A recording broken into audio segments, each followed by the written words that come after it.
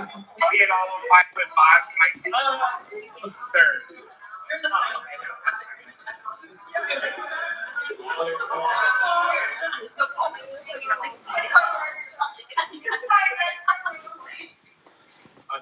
I'm Sarah, also known as Dr. Mays. I run Snake House as the president and the director. These two are also kind of not a director, but deputy and a director. But we do it in our spare time, which is kind of silly. I work full time as a veterinarian too. We are just now learning how to use our YouTube channel. We have a lot of people that want to learn this stuff, and I always am a little sad after when I put some work into class. So, if anybody not want to be videoed, Jeanette will avoid you if you care. No? Okay. Well, thank you. It's actually not live. There's only one person watching just to test it out. So if anything crazy happens, we won't share it. So don't worry. We're still working. Okay, so Snake House. Why are we here to teach you guys about snakes? Yeah, I should say welcome to class. It's your first day, right? Yeah. Oh, you have fun so far? Yeah. I love that you guys are already talking with me. Thank you. Don't be shy. Ask any questions, interrupt. Very informal. So, on the National Pet Survey, who knows how real that is, but it said that 6 million households have a pet reptile in the country. And then close to 800,000 have pet snakes. So it's actually a lot more common than you think. And like you said, yeah, you should run into them. So we're actually going to just talk about the really common stuff. So we're not going to into anything that's illegal or rare. It's not much time. This is just explaining who we are really quick. I'm Sarah. Dr. Finch runs the exotic sword over at WSU, the veterinary teaching hospital. We're the director. So we actually have 2 veterinarians on staff. This makes us very unique. That gives us the ability to do a lot more than what any other animal rescue. Tammy is a licensed veterinary technician. So is Jeanette. So we're very deep in the veterinary world. And then Mirko is actually the facilities coordinator for a large specialty hospital in Brooklyn. So he's also stuck with the vet field now too. That's an old picture. That's from the show, like, I don't know, 6 years ago. So, like I said, we're not a typical rescue. Is that a question? No. So what makes us different is that we focus on the snakes that are difficult to rehome or to house. So if it's small and easy to find a home for, we typically say no.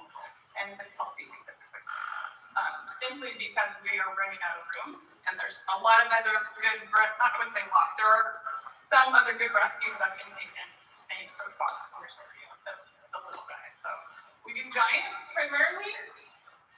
We do medical and behavioral. So a medical case or a behavioral case is an example of something that maybe shouldn't go to a normal rescue because they're difficult to handle or they need veterinary care. Is anybody here squeamish? Probably not, but even if you yourself check the word. So this is a real severe wound. Obviously, he was covered in when he came in. This is a tumor from the mouth of the bubble that we're removing the surgery. And then that's Balak. That's actually our biggest snake over there on the right. I love that picture one because it shows how big she is. That's actually a stack of 4 by 2 foot enclosures, which are big. That's like a 3 feet. So it kind of shows you just how big she really is. She makes a 4 foot big snake and goes over a little hamster cage. So we focus on the giants, but she's also very scared of people. And so she was almost untouchable when we got her, and that's why we got her. So that's another example of the kind of cases we take. That was an old photo. She's a lot bigger now. That's it. Oh gosh. Oh gosh, what's happening? Wrong button. You guys get previews. There we go. Yeah, that was an old photo.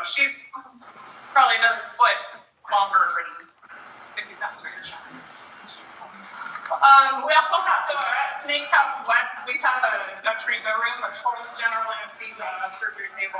This is one of our snakes that had a laceration that was under sedation for that. So that's pretty unique too. We don't take our animals to a vet hospital. We are.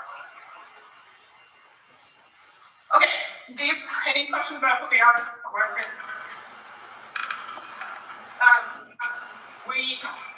These are the topics that I chose.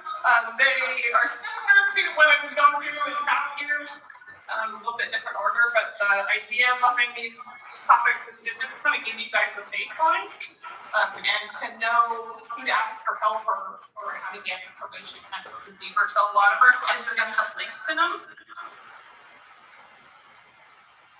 You guys have the notes? Yeah. So the notes, I hope it works. Sometimes it didn't, so I can fix it for next year. But the notes should have links that you can click on later to reference a lot more information because we don't have time to cover it all. But there's articles, there's websites, there's all kinds of links to different groups, all kinds of information in the notes. So remember to reference those later, or even in 2 years from now if you're like, oh, what's that? So, okay.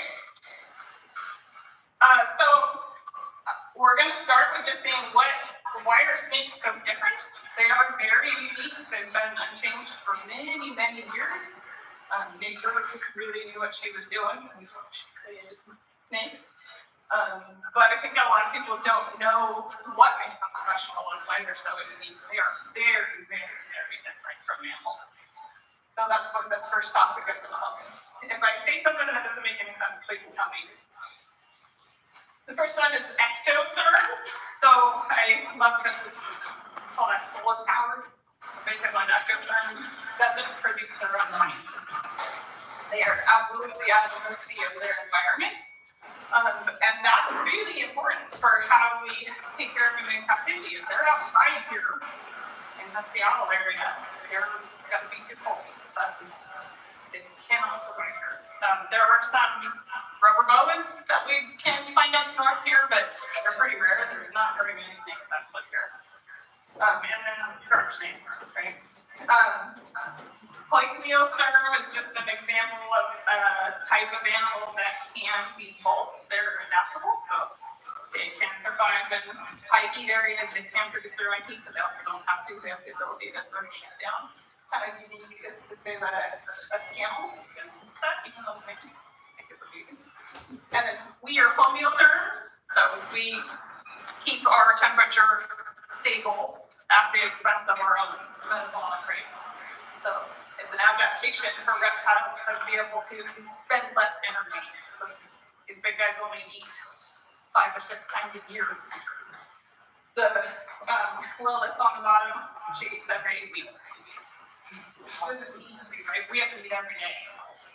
And so food, it's not that important for snakes. Questions for that? When you feed them, is it like mainly rats or is it other stuff? That depends on the species. So certain, and we'll go over that a little bit, certain species are going to be adapted to different types of food. In captivity, rats are the easiest food to produce. And so we feed primarily frozen, thawed, produce for food, rats and rabbits. Rats are going to be the most common. Most predators aren't going to have big stuff like rabbits, but it's fun. I was going to ask if you guys said frozen or not. So we don't have to I know some places are using all the type of. or you're going to see in one of these topics why we don't. Yeah, we always eat frozen.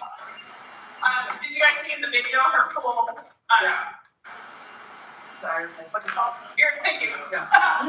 It's like break our tires. I've been told that's sort of like their own natural sunscreen. Cool. Pretty much all snakes are going to have it, but you're not going to see it as well. Like Lilith, you can't really see it on sorts of her colors, so really dark ones. If you can see that iridescence, they're usually in pretty good shape. If they're real dull and dry, you can't see it. They're, there's not perfect about their skin. Ears. Everybody always says, why do you captive snakes? They don't have ears. They do have ears. You might see on certain lizards, you'll see the tympanic membrane of your gum that's on the surface. They just don't have an outer ear like we do.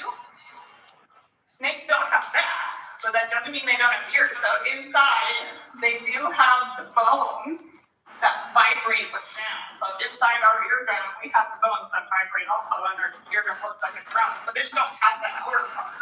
But they do still have them, and that's important because if you're, so like these guys that came with us are here because they're super calm and good.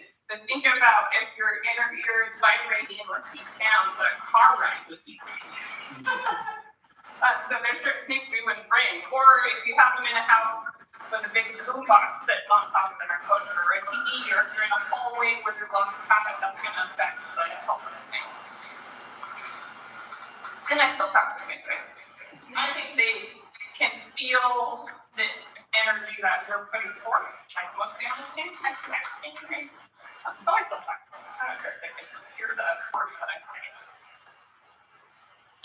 Thermoreception. So this is a pretty cool superpower that they have on these guys. So this is a carpet python. So these little holes are heat pits. And this is on a Burmese python. No, that's Seymour. That's retic. Okay. These are the heat pits on the retic. So that's not their nose. The nostril's way up here. This is the nostril here, heat pits. So they don't really use their eyesight that well. Like they do, but they're gonna actually look with their heat pits more than their eyes.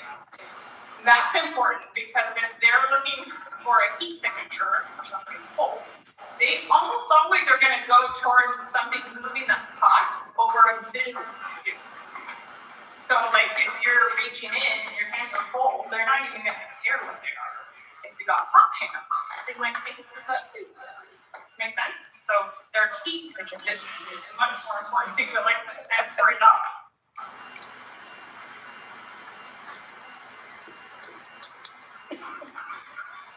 Another cool thing about the heat pits is there's so many of them, they can actually kind of triangulate too. So like they come to, it's like having two eyes, and they've got so many, you can kind of tell more where like so they don't have eyelids, which is pretty weird if you think about it. They sleep with their eyes open. You know, they can't close their eyes for protection. Cammy's gonna pass around. We're gonna pass stuff out while I talk because we might cross and stuff, so you can feel and see a lot of these things up close.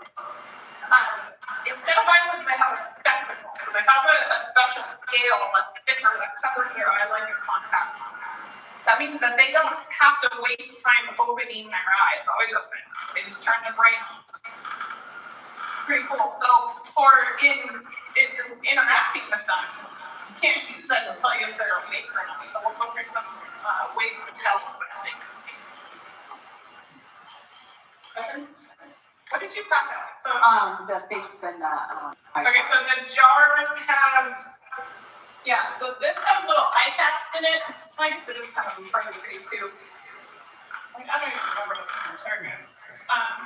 And then this one is a whole face, so you can see that the eye has a scale right here. It's not just an open message.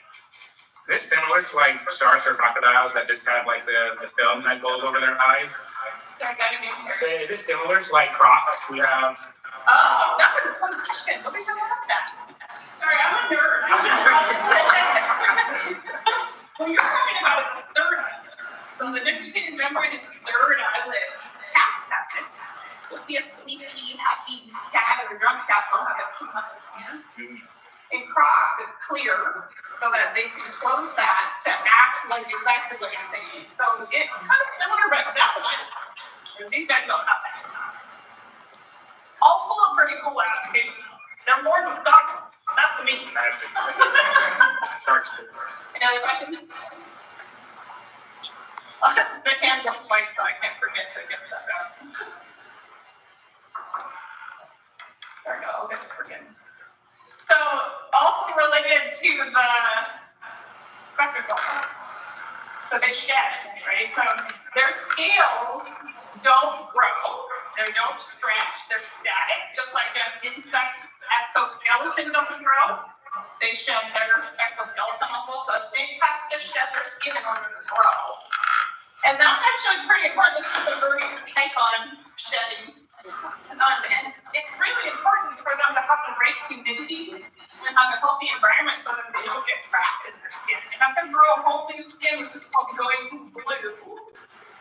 So when they're in blue, they actually produce film or like a liquid that goes between the old layer of skin and the new skin, so it can separate it. After they're done growing the new skin, they reabsorb that fluid back into their body and they go out of the fluid, and then a couple of days later, they're going to do that. And so then they kind of crawl out of it. They sort of like go inside out like they're rolling down a side. So these are, you guys can tear these, you do whatever you want with these, like hundreds of them. So don't think that this is anything special or fragile. When we get to the husbandry section, you'll see what happens instead. This is how it's supposed to come off, right? All of one piece of it. Now, if they are trapped in their shed because they're too dry or have skin issues or health issues and they can't shed properly, they'll continue to go through shed cycle anyways and get layers and layers and layers until they're trapped. That's a pretty miserable situation to be in. You'll see some case photos of what that looks like. Question? That depends on the age. So a young snake or smaller snake, they're growing. They're going to shed more often so that they can keep growing, right? Once they slow down, so snakes never stop growing. They'll grow for life, but they do slow down significantly after like 10 years. So the older they get, the slower it'll go, but they'll also increase their shed timing over time to heal. So it is really super powerful. It sounds silly, but how amazing would it be if you could grow the whole skin so you get an injury? Just like kind of shed cycle and you grow new skin. Get rid of that kind of hurts new stuff. That's pretty cool. So if they're sick, like thyroid disease can make them shed more often. Mites can do it, wounds can do it. What's the question? If you know, like humidity or their skin was messed up, could you see like inconsistent healing or like maybe like certain parts of their body? You'll see tons of pictures. I have a lot of pictures on you to see that. Sometimes they'll stick scars, or if they're really sick, sometimes they're too weak to even get off. There's different illnesses that make their skin a different texture. So yeah, it is a really important part of that. Did that answer that question? Anybody else? Okay, so this is another crazy one. They don't have, so our mandibular symphysis that we grow are two sides of a mandible and it glues itself together.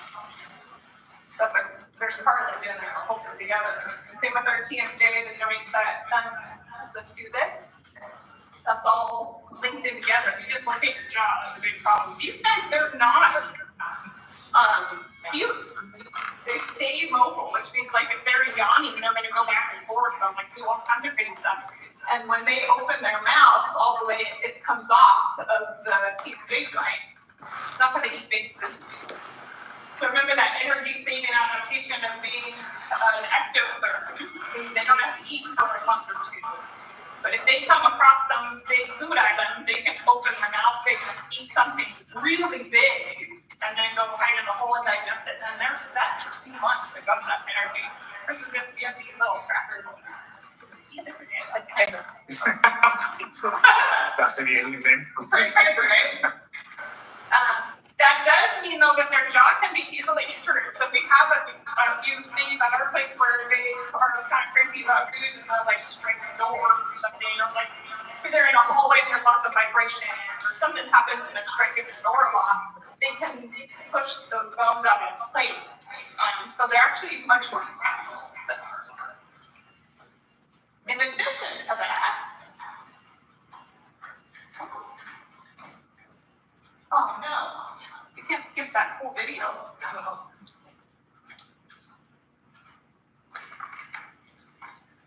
Oh, there we go. Play it.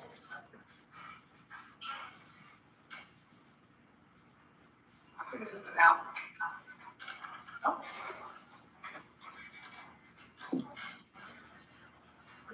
It should have. There it is. Operator error.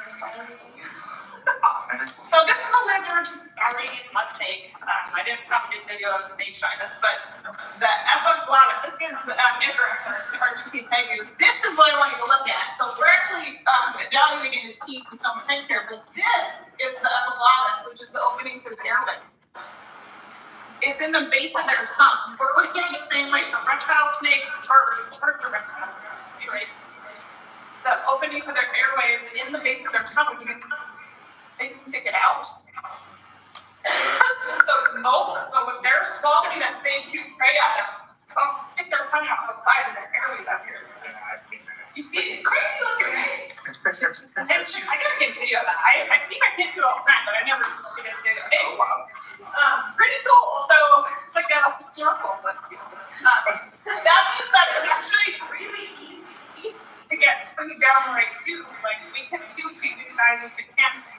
String feed them really easy. You can force feed them. That little itty bitty air hole, they're gonna just move out the way. Right through that. Pretty amazing.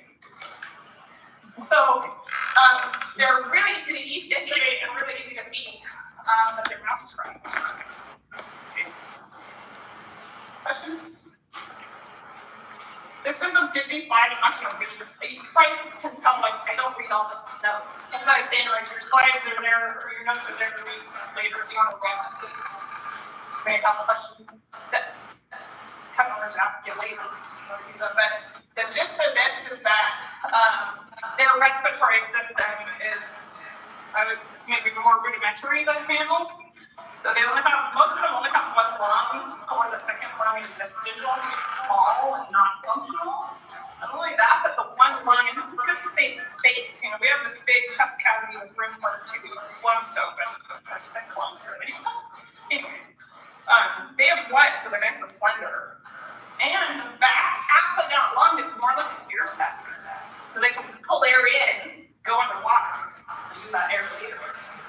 But what that means, well, they also, so mammals, we have, you know, when you're like a smoker's cough or something, or you're sick and you cough the crud up, that's gross, but we have cilia, which are things like little fingers on the cells inside our airway that walk mucus up out of our airway. Why we can cough it out? So it's a ciliary mucus elevator is what it's called, which is pretty cool. The mucus up. They don't have those. They don't have the cilia. So if they are sitting still and cold, not exercising, they don't have that, mucus will accumulate in that air sac. It really never comes out. And so their respiratory system is actually pretty sensitive to illness. So one of the first problems you're going to see in sex snakes or respiratory is their skin, lung issues. We also don't have the diaphragm. So when we cough, we're using our diaphragm to flush, not our gut. So they're also really bad at coughing. So when you think about all these things that they lack in order to be seen, their respiratory system is pretty sensitive. So would that mean you'll close off that air sac so you go underwater? How long can, say, one of the larger snakes stay in the water? I posted not too long ago on our Facebook page a picture of one of her anacondas. I think I saw that. Did you see it? Wasn't that a great picture? Yeah. So he's a yellow anaconda in us. We have an underwater hide for him. So we have 50 feet by 4 foot of water in our underwater. Yes, plural. And in the picture, you can see him completely underwater in his hide with his head wedged inside the hide of the water. And he's down. I didn't stop to time it, but I was in there working for at least a half an hour, and he didn't come up for air. I left the next day. Are you breathing? Yes. The next day, he has they can stand around. Now, the other snakes, like, that's an anaconda, right? Leapex are really good at swimming, birds are good swimmers. There's other snakes. Yeah. So how do they breathe if they don't have diaphragm? Because correct me if I'm wrong, but it's our diaphragm that pulls down, creates the vacuum in our chest cavity, which then lets us breathe. Again, great question. I think, what's the next one? Very good. I'm just being impatient with what I'm doing. Nice segue. So their ribs were how they figured out. So we can do that too, right? You can have an injured diaphragm, but you do this to also pull an air. If you have like a pneumothorax or something where you use the connection of your lung, your rib cage. So when you breathe, you pull your rib cage and pulls your lungs out. And that's what pulls air in. The diaphragm helps for the level. The ribs do too. So they use things. Yeah. But what that means, video going. Man, sorry guys.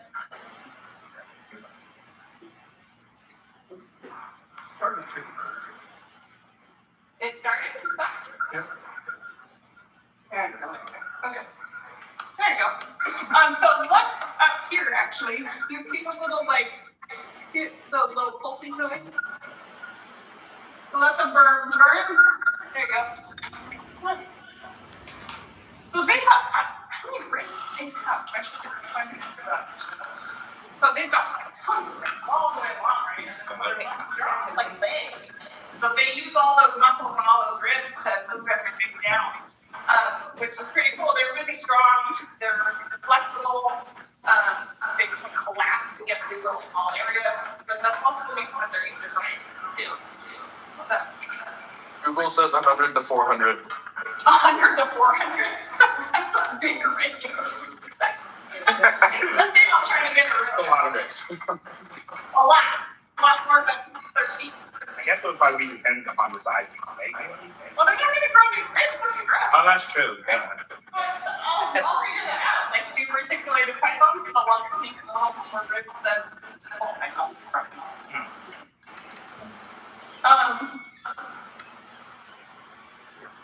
Is there the jar of the Spurs, yeah. So, not only do they use their ribs like legs to kind of propel themselves along, some of the snakes even have vestigial legs. So some of them will have spurs on the side of their cloaca, which are actually like extreme back legs. And so they, in like males when they're breeding, they'll like wiggle their spurs and stuff. So I don't know this one. This is a spur that shed, so we just have to catch it when it comes on so you can see it. So that's where this one's big. Yeah. Do the females have spurs too, or is it like isolated? Depends on the species. Some will, but they're too small. That's not a perfect rule though. Like we have a boa and you have to probe them to know if it's a male or a female. Everything's internal. Sometimes it's like big fucking huge spurs on both sides. You say it's probably a male, but we have a boa and a female. That's big ones too, so it's not perfect. But.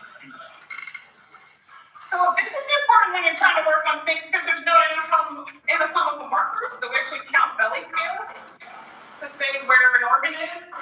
And you don't have anywhere to put any catheters. So if you have a anesthesia or a sick snake, you have to put it in the palate vein or put it in their mouth.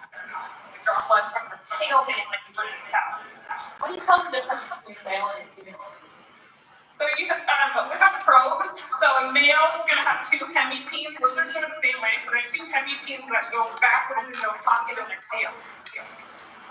They also have anal sacs back there. So sometimes you'll say, like, sometimes you can feel like a bulge back there, but sometimes it's the anal sac. So with a probe, we actually go into that going backwards and count how many scales it goes. And a male is going to go like 3 times as many scales as the female.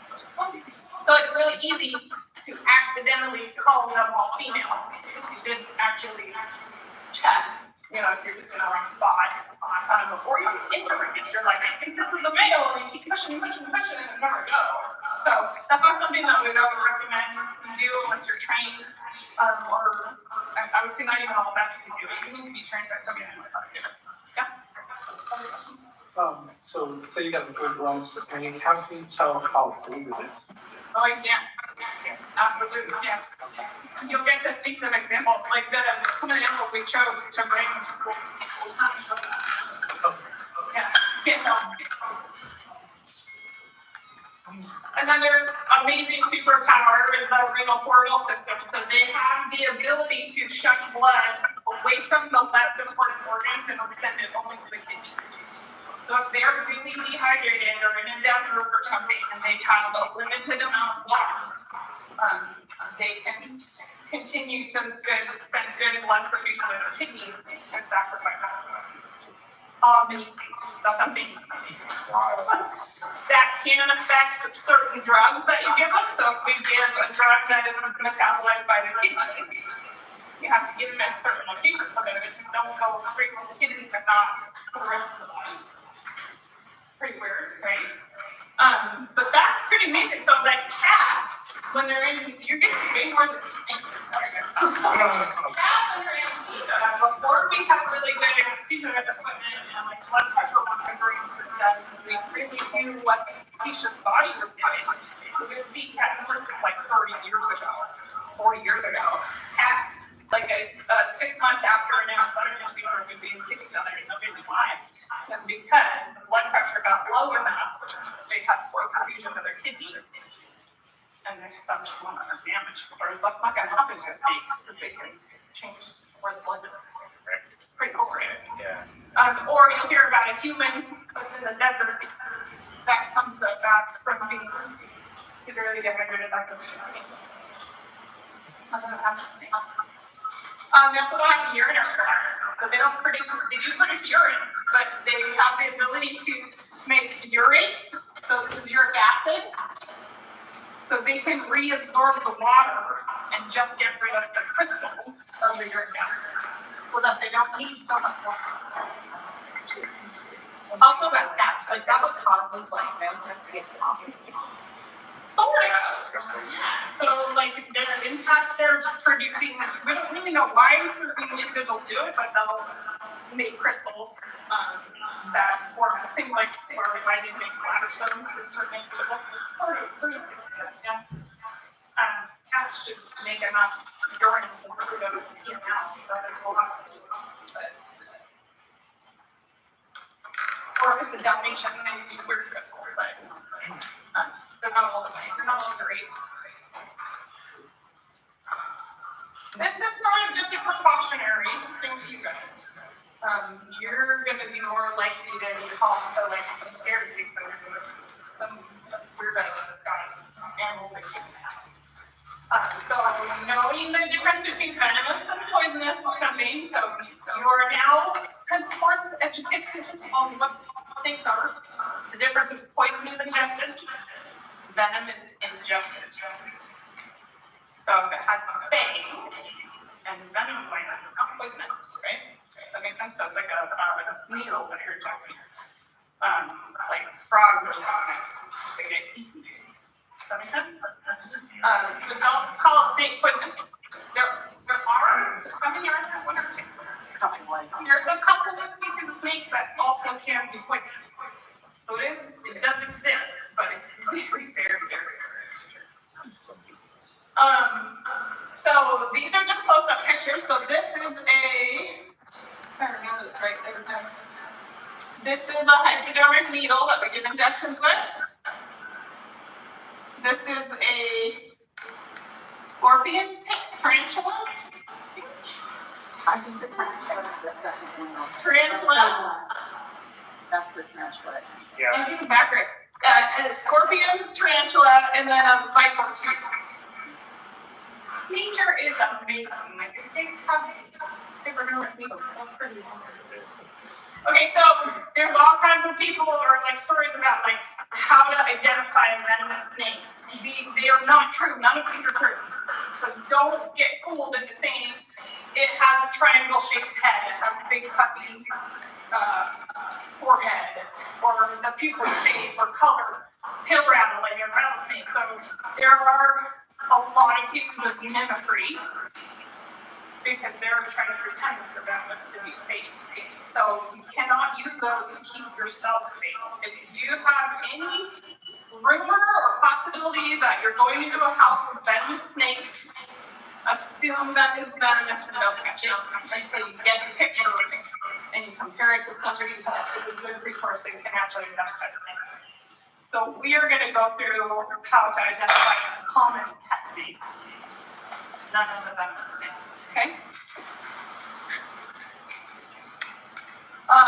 This is also just a quick heads up. I would assume you guys know this by now, but what's legal in Washington? So venomous snakes are not legal. There are front fang and rear fang. Hognose is legal, it's rear fang. Garter snakes are rear fang. So there's front fang are the ones you see in the front, rear fangs are in the back.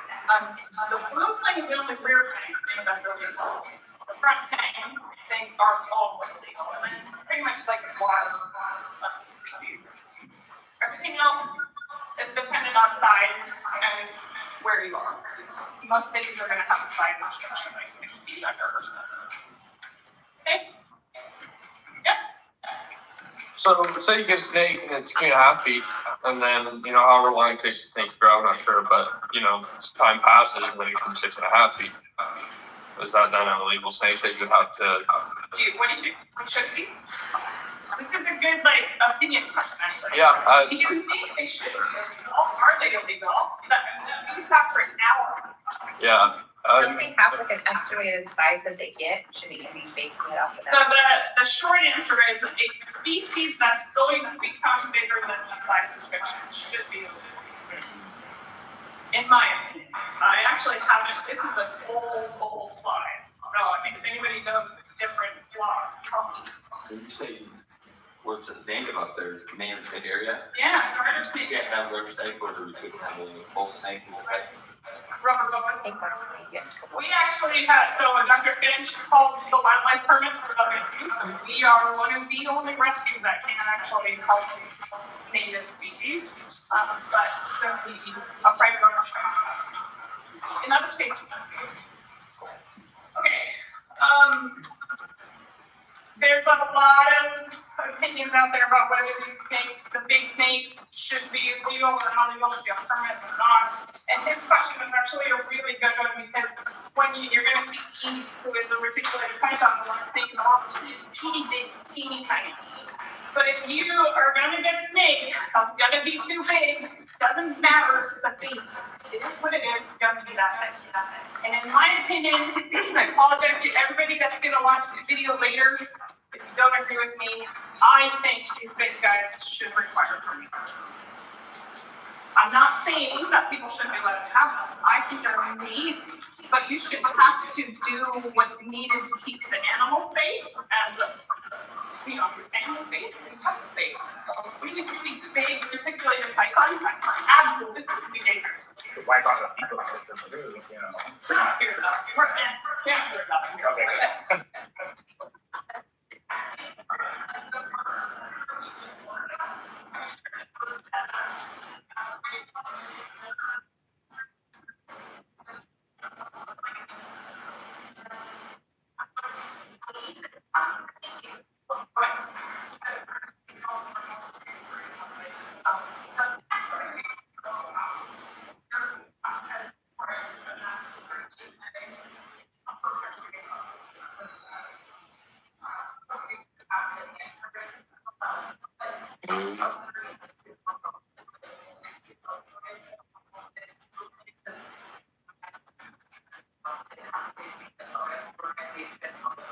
So that's a wild thing.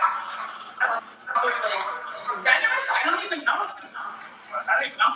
Okay, because like we had a couple of dangerous animals in my jurisdiction and like they were grandfathered in, and like then otherwise though it was like no permits, even like for like. There are a lot of people that have some that's hard. Yeah. But like I said, we can talk about legal who's oh, for sure. We're talking about the stuff. Sorry. We're on the next one. Okay, snake behavior. So understanding an animal's behavior is going to help you handle it, not just safely for you, but safely for the animal. Stress affects our health. It does for animals also. So understanding the behavior of an animal that you're working with can really help a ton and how you work with them. So, snakes are different in that they're what I would consider habituated, not domesticated. Anybody know what the difference is? So situated is where they grow like accustomed to being handled by humans, so they understand that like you can pet, like, oh, like, Yeah. this is gonna eat me and stuff, but Yeah. they're not like domesticated, they're not gonna like. Yeah, so what's domesticated? Dogs, cats. How did they become domesticated? That's an answer. Years and breeding. So generation after generation after generation after generation is selectively breeding for animals that are good at adapting and interacting with humans and with, you know, being in captivity. That takes decades. So some of our snakes probably are getting close to that. They're long pythons. I could maybe argue that they might be close to being domesticated, but really they're not. Blood pythons, this ones, are not as popular and they haven't been being bred as often, and they're terrible. They are very much habituated to, and even an individual, every time you have a baby, needs to be habituated individually. So, different species are more or less. But remember that they are not interested in being our friend. They tolerate us and they accept our interaction. They do not seek it out. If you see a video of a snake seeking out the interaction of their owner, they have a goal in mind and it's not companionship. Probably gonna be people that disagree with me with that, but that's just the basics of like what these animals are. And that means the fight or flight response is a very powerful thing to have an effect on these animals. So, like, when you see like videos online of like, my snake's cuddly, that's probably false, that it's not actually a cuddly snake. No, they're cold. Yeah, okay. Alright. Because these people take them out of their enclosure. Sorry, I'm gonna rant for a minute. Get an enclosure big enough or have a room warm enough to fit the needs of the snake. You let your snake out of your house because you don't have to take enough enclosure to give it what it needs for exercise. If they get cold and they come to a homeotherm, we are producing heat because they're cold. They're not summoned, so they're cold. Understood. So the fight or flight response, you guys, is really powerful. We have a fight or flight response too. Dogs have it. All animals are have it. But for these guys, it's a tool. You're gonna fall into a fight or flight response more quickly than domesticated species. What the fight or flight response is your body gives you a shot of adrenaline from your adrenal glands to deal with the stress. So Addison's disease in dogs and people is when you don't have the ability to produce cortisol. And so you cannot handle stress. So when you get surprised, you can't do that, you're gonna get sick. And so these guys are gonna do that even more. And so if they are being grabbed by someone or they're in a scary situation, they're constantly in this fight or flight response. And you want to remember that they're going to choose flight or fight almost every time if they have somewhere to go. So try to remember, you're about to trigger a fight or flight response, and you need to give them somewhere to fly to. Make sense? Seem like a dog. If you have a dog that's cornered and you're trying to catch them, you don't come at them like this, right? Because then they have nowhere to go. They have to back up and turn sideways. We come out like this, so that you're giving them permission to go away from you. Make sense? Okay, then body language, just like with our cats, like we just did that. That's all body language, right? So they do the same thing. So you see those videos of the snakes that come out of their enclosure, and they're looking right at whoever's coming. Well, what does that mean? What does it mean for a dog? You have a dog that's like, don't bite you. Yeah. Maybe they don't want to bite you, but they are prepared to because you're a threat and this means and engaging. Snakes do the same thing. So the snake is looking right at you. Look at the side. Look at the dog. Body posture is helpful, so I call this the locked and loaded posture. So she's off the ground, locked and loaded, ready to straight. But they're like super stretched out, they're not as ready to launch. Make sense? So if you see snake that's looking right at you, they're off the ground, so the ground number's slowing down, and they've got several coils that are ready. You're probably about to get straight. Versus if they're on the ground and they're straight, you're not in that same frame. If they're moving towards something, they're looking for food, otherwise they're going to move away from it. So when we handle them, we tap them and do certain things and wait for them to look away and start moving away. Now, that's not another too. If you get out of the way and give them somewhere to go, you're going to be in a better situation to help that animal versus if they're right at you. And then the tongue flick. Video with me there. That's right. Maybe it's coming up. Anyway, I had a video of the tongue flicking.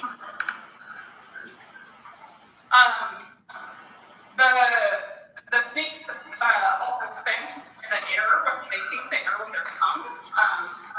And bump that spikes on in there. The vomeronasal nasal organ is in the roof of the mouth. Have you seen a cat do stinky face?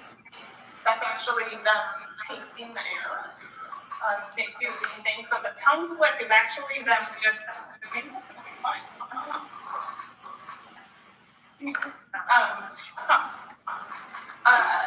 That doesn't mean that they're it just means they're interested in their body and their environment. It doesn't mean that they're eating. But it does hide it. So the snake is sitting there, you can watch for their tongue to go. That's how you know they're awake.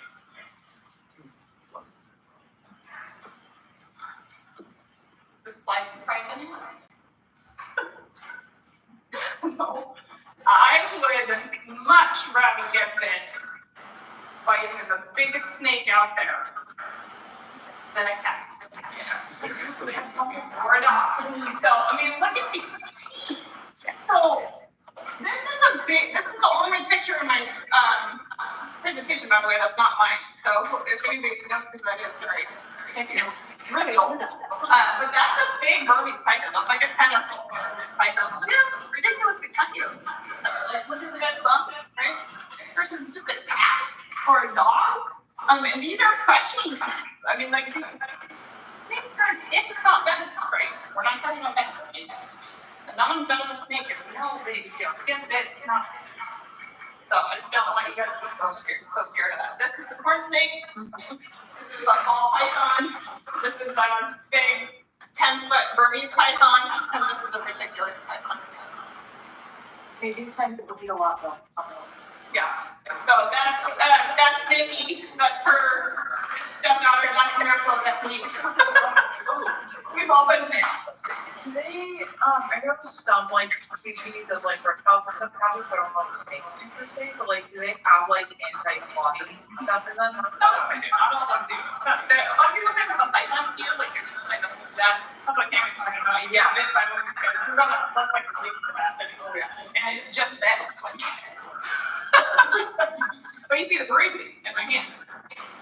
So some do, but not. A snake bite, is that anything you need to worry about like that? Like if you get bit by a dog, you could get rabies. Is there anything similar to that snake bite? So we're rabies. We're actually pretty lucky here in Washington. On this side of the Rockies, we only have one of that may be changing. I mean, so many things are changing about the environment. We did have so you're actually pretty unlikely to come across rabies in Washington. Thank God. The real answer is that they have, I mean, salmonella, like a lot of people say that they have bad bacteria, but a cat mouth is going to be way better, way worse than a snake mouth. So it's really more about like what's on your hand when you get bit. So it's kind of like yeah, it's not anything to do. Okay. I mean, if you have a bad immune system, maybe then you're going to be probably. The reptiles animals have such different physiology. They're not gonna harbor very many viruses like rabies that we can share with them. Okay. You're way safer getting bit by a big snake. Okay, so snake bites, first off, they're not so scary. And then what to do about it is sort of understand what the bites are. So there's primarily two types of bites. There's a defense bite and a food bite. A defense bite happens when you're putting them in fight or flight and you haven't given them somewhere to go. You're pushing them so hard into fight that they're going to strike. That means they're going to strike and not pull out. They're just like hitting it. Versus a food bite is very, very different. It has different body rhythm associated with it. A food bite, has anybody seen that video of the big insect coming out of the aquarium and it's always the lady just wraps her up? Everything in that video about the snake was showing like beautiful, perfect food and body. So we went over the body, okay? She's like, oh hi, she likes me. But so a food bite means they think you're food, so your hands are hot or you smell like food or something, and they're gonna grab you and then hang on. So food bite is much more difficult to deal with because they're not gonna let go. So if you do get bit, the first thing is don't pull back because their teeth face backwards, and they're actually designed to break off. That's the escape mechanism for the snake. And so it really sucks if you get a snake tooth stuck and then have to go up and move. So that's one thing is try to, we would want to pull back on the dog anyways, right? So if you get bit, you just gotta stand around and wait for them to let go. Yeah. Hand sanitizer, how to get them off. So if you have a snake that's stuck on you, not letting go, don't try to pull it off. Don't try to open it up. Don't pull the snake. Just get some hand sanitizer and squirt it in its mouth and they'll scratch you out. There's other tricks that people will talk about, and none of the other tricks work all the time. Just But it doesn't work.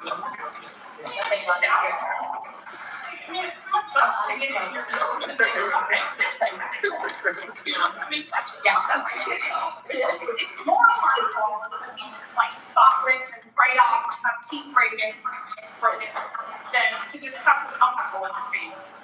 Every time I've had to do it, we would go immediately to the bathroom and stick the snake's head into water and rinse out. But it's not okay. Fight mode, you're probably never going to come across unless you're working with breeding retics. Some of the male reticulated pythons will fight breeding women, so the male, by actually grabbing and purposely pulling back, so they lacerate each other. Pretty rare, but if you are in a house with big, active breeding male retics, it's going to be interesting. The fight mode, we tend to steer and not engage and like try to avoid handling. So it's best to try to avoid it, right? This is a funny story. This is that same picture of my hand from the other one. Bagel's nickname is Little Chicken because of this bite. I was dumb, I didn't follow all the rules, and I had just been eating rotisserie chicken. And I went and got her out of her home. And she went, ooh, this smells good. Chop. And chop. I was just like, trying to eat. So, they remember they're driven by scent and by heat, but not by sight. They don't know, they don't care what you look like. They really smell like what you scent or hot. And so we just wash our hands. If you're eating a cheeseburger or a chicken sandwich or whatever it is, or if you were handling a rat, you smell like food, that might be a food bite. And you can actually wear thin gloves to make your hands look tailored. We don't use big gloves, we need that. But that can help too. Okay. On the topic of the husband, is there any questions on behavior?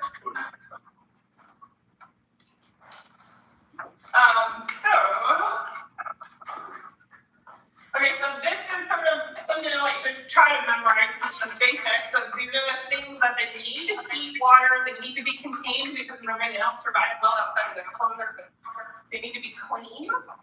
And that because they're locked in their enclosure, right? It's like even a dog in a crate that sucks. Hives, they like to they don't want to be around people. Most snakes are solitary, they want to hide somewhere, so they need somewhere that feel safe and be good.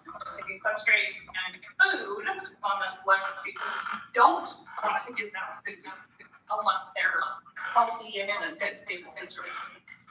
For substrate, is there a certain type of substrate that is better for There are some substrates that could be harmful, like certain wood shavings, like cedar exhaust oils that can be part of the respiratory tract.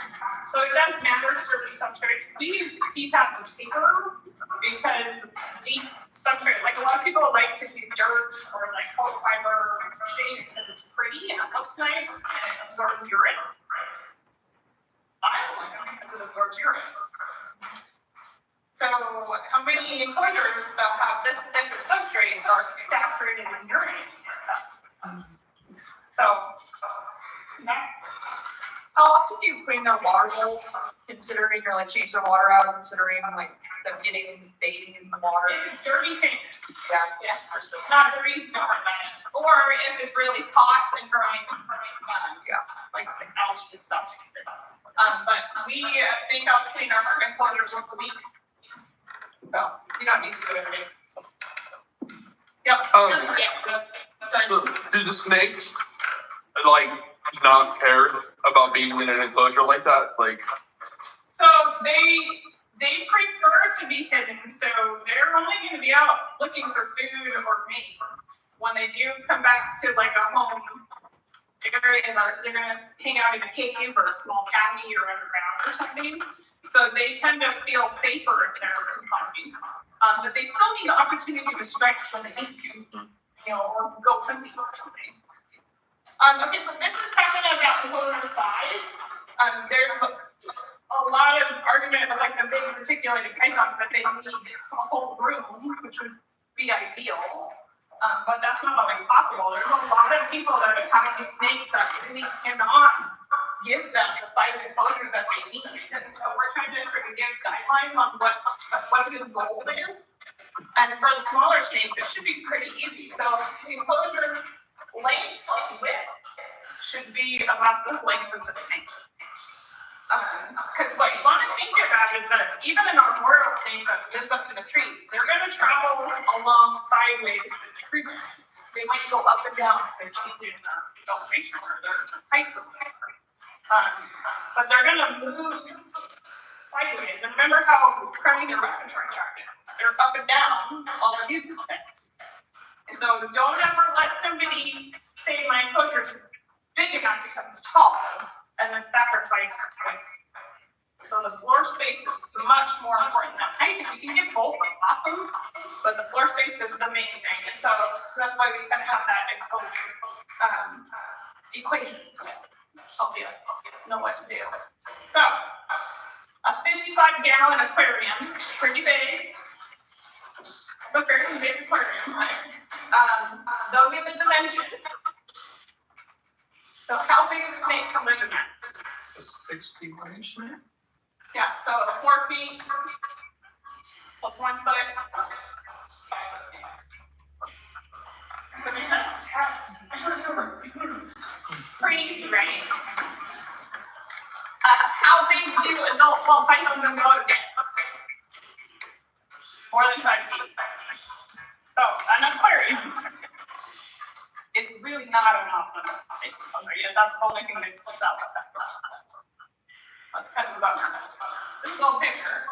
This is one of the big sets of enclosures of Snake House. That's 12 by 3. How big of a snake can go in that? Yeah. That makes sense. That's easy, right? So if you go in and somebody has a 6-foot or an 8-foot retech, and they're in a 4x2, you're like, yeah, you need to do a better job here, or what's your plan for, if you know that's too small, or you're in a really tall one that's only 3 by 2 feet. Now, the big retechs, a 20-foot snake is Again, this is why they should be permits. These guns lock for 50. How do you make them put a big enough for 20-foot snake? Another way to sort of try to do as good as you can is to say, let them have enough width so that they only have one bend in their body. So a 12-foot enclosure, you could have a 20-foot snake in it. You're gonna have that big of a snake and a 12-foot enclosure, though. You need to have an exercise room or somewhere that they can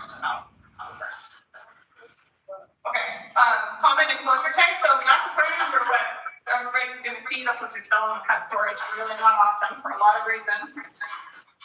This is a link that will take you to our website. It's just the education page. There's a whole bunch of information. Use that as a reference if you're talking to pet owners or something. Display cases are not awesome, but they can be done. Those are display cases that we changed into enclosures, so that's a really cheap option. You could get a display case if it's the right dimensions for, at a garage sale or something. But these are better. So plastic tubs, PVC, wood, melamine, that's much better. And then remember, these are the things that they need, right? We're not going to go through all this with this link. I do want you guys to go home and read this when you have time. Screen top aquariums cause a lot of problems because the screen allows all the heat to escape the top. It creates a convection environment that draws all of the humidity out of the enclosure and out of the animal. So this is a snake that was in a screen top enclosure. You can see how dehydrated. And then that is Jefferson, who's here today. You can see how much tissue is missing on his mouth. We call the screens cheese graters. But the convection action pulls heat out the top. These are ectotherms. They're going to follow heat right out the top. And they're going to push right there. And then that's what happens to the neck. There's a lot of other things about screen tops. And I'm not saying that the aquariums are bad. We actually have aquariums on their side that we use, but we don't have to use screen tops.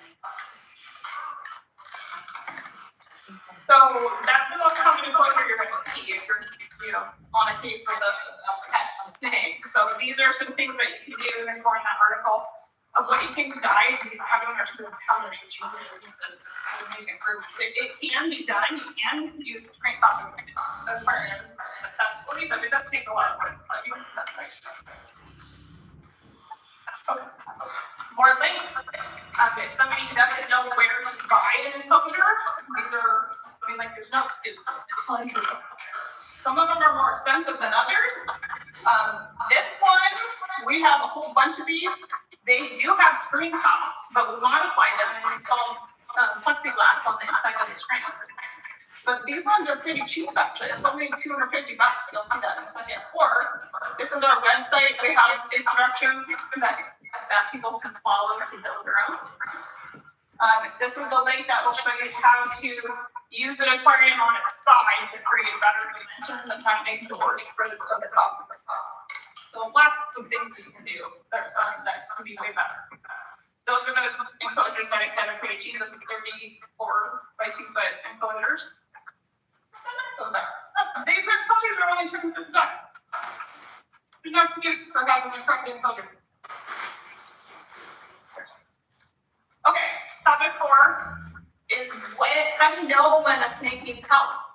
We actually changed our class roster last minute to purposely bring some of our snakes that have chronic illness or injuries or scars so that you guys will get to see some of them. So not every snake that has health problems needs help. And not every snake that does need help needs to be removed from the environment. So these are all going to be about sort of understanding what you see and how to know what's really bad, what needs a little bit of help or guidance, or what's actually okay. Okay, so this is Epic. She's here today. Can you see how puffy she is around her eyes? Yeah. So she had a sinus infection, sinus abscess for so long that the abscess calcified around her face, and it was resistant to antibiotics. So she actually was at Steakhouse for years. We gave up trying to treat it because it just wasn't working. None of the treatment was working, and she was eating, she's happy, whatever. So we're just gonna let her where she is. We put her in one of the enclosures that we have on our build your own site. And a year later, she killed herself. So us veterinarians, nothing we did could help her. The enclosure was what fixed it. That was child's. This is what she should look like, and you'll see her. She's actually, it's all bone. She doesn't have that. But see how they're nice and even and smooth and swelling. Okay. So neglect. So looking at this, like how many of these things does this not meet? So, and you can't really answer. But when we got there to take this as a general that we took in, there was no heat. The water dish was dry and like caked in mud, like it had been dry for a long time. You can see where this is melted. The screen top actually couldn't stay on, so she wasn't clean. August is not clean, right? She had no hides.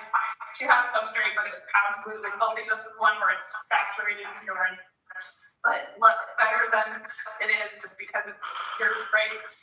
And count the poops. So we said they eat once a month. That means they poop once a month. 1, 2, 3, 4, 5. I mean, that's like at least 5 or 6 months of not being clean.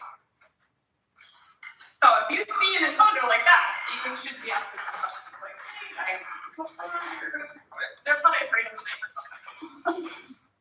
Yeah. There's such a thing as dangerous heat.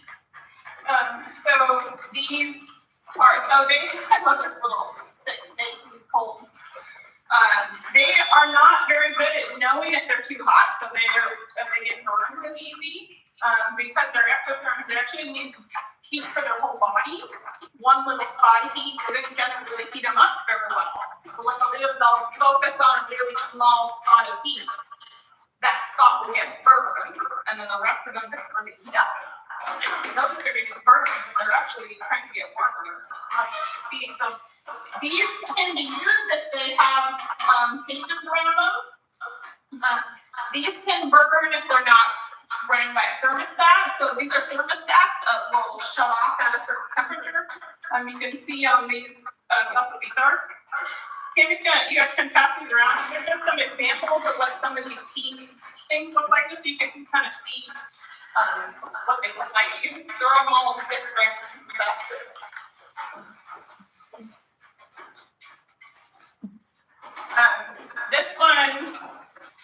This one is known for getting so hot it will break glass. This one is known for having loose connections and starting fires.